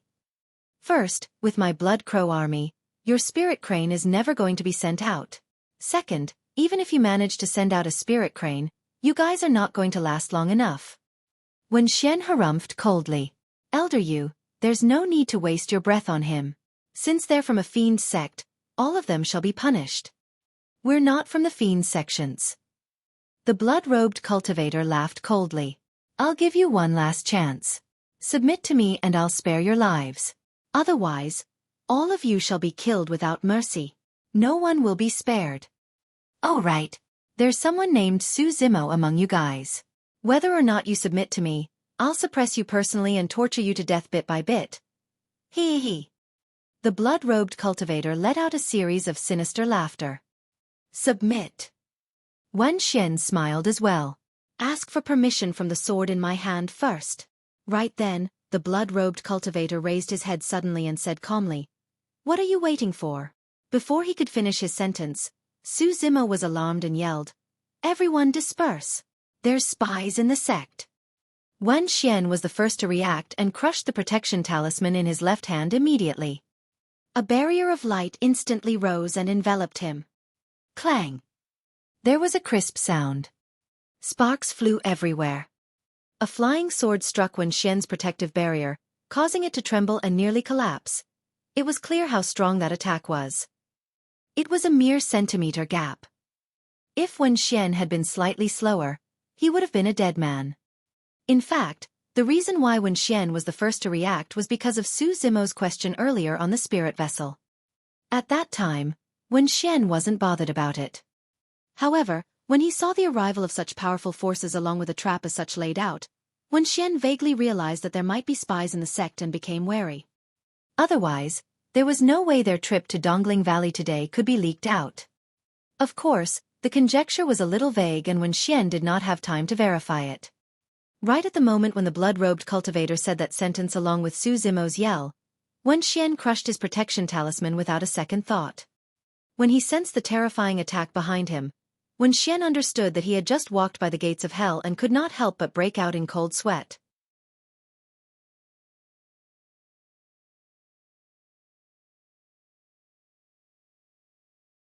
Chapter 216, Situation.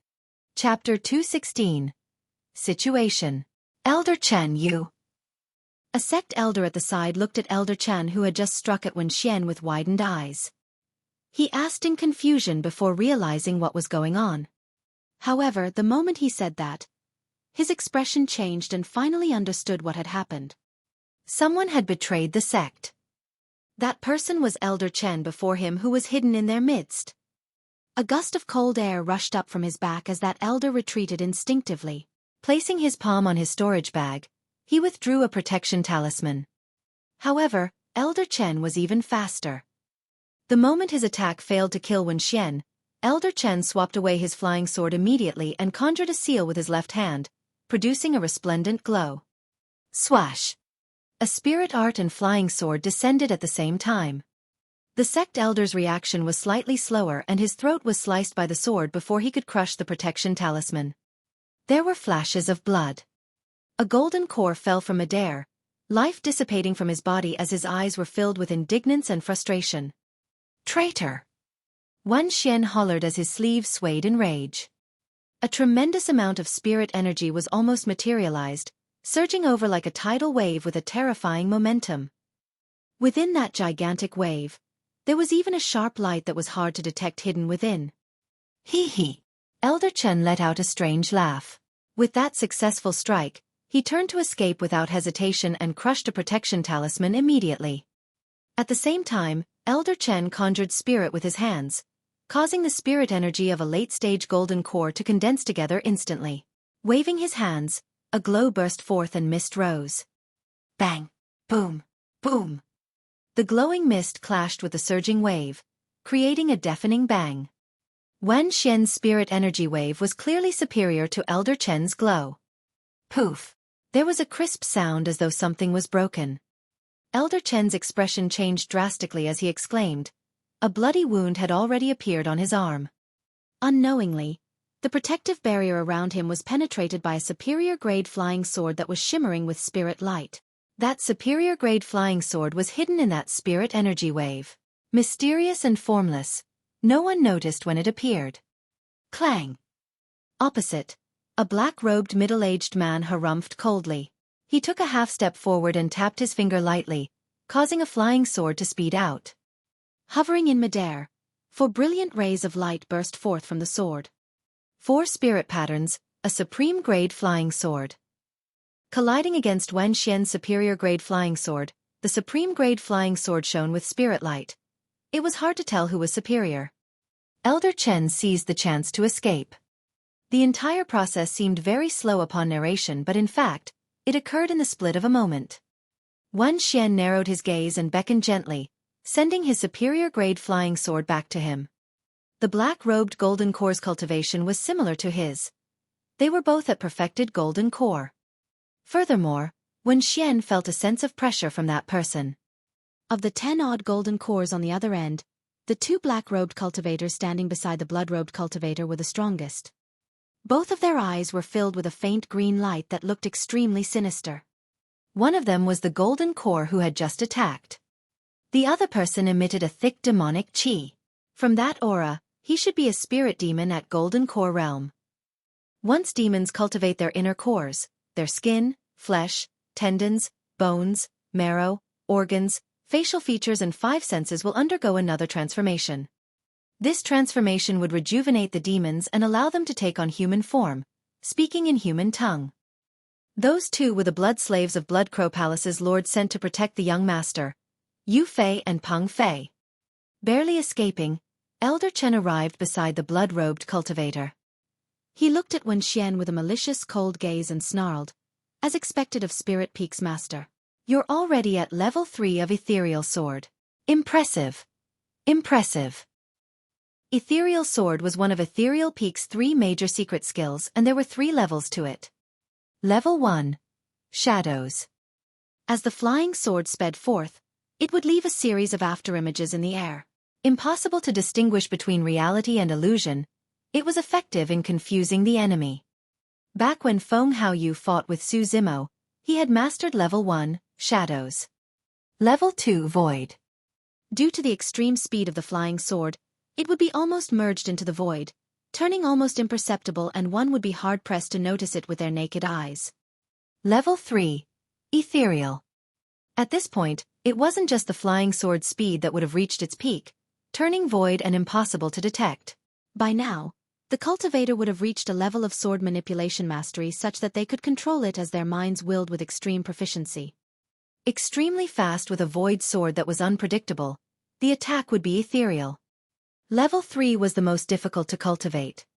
In Ethereal Peak, only golden cores who had mastered Level 3 of Ethereal Sword were qualified to be Spirit Peak's master. Furthermore, almost every generation of Spirit Peak's masters were the strongest of the golden cores in Ethereal Peak. Even though he was guarded by the protection talisman, Elder Chen was injured by Wen Xian's sword as well. If Peng Fei had not blocked the second strike, Elder Chen would have died on the spot. Changing the topic, Elder Chen sneered, however, all of you will have to die here today. No one will be able to leave. You can try. Wen Xian was not afraid, standing in the air in front of the many Ethereal Peak disciples. Right then, Wen Xian, Elder Yu and another sect elder were the only golden cores on the side of Ethereal Peak. On the opposing end, including Elder Chen, there were 11 golden cores. Suddenly, another situation occurred. Feng Haoyu, who was in the crowd, suddenly attacked. 3 spirit patterns coruscated on his sword. It was a superior-grade flying sword. It streaked through the crowd, causing blood to spill.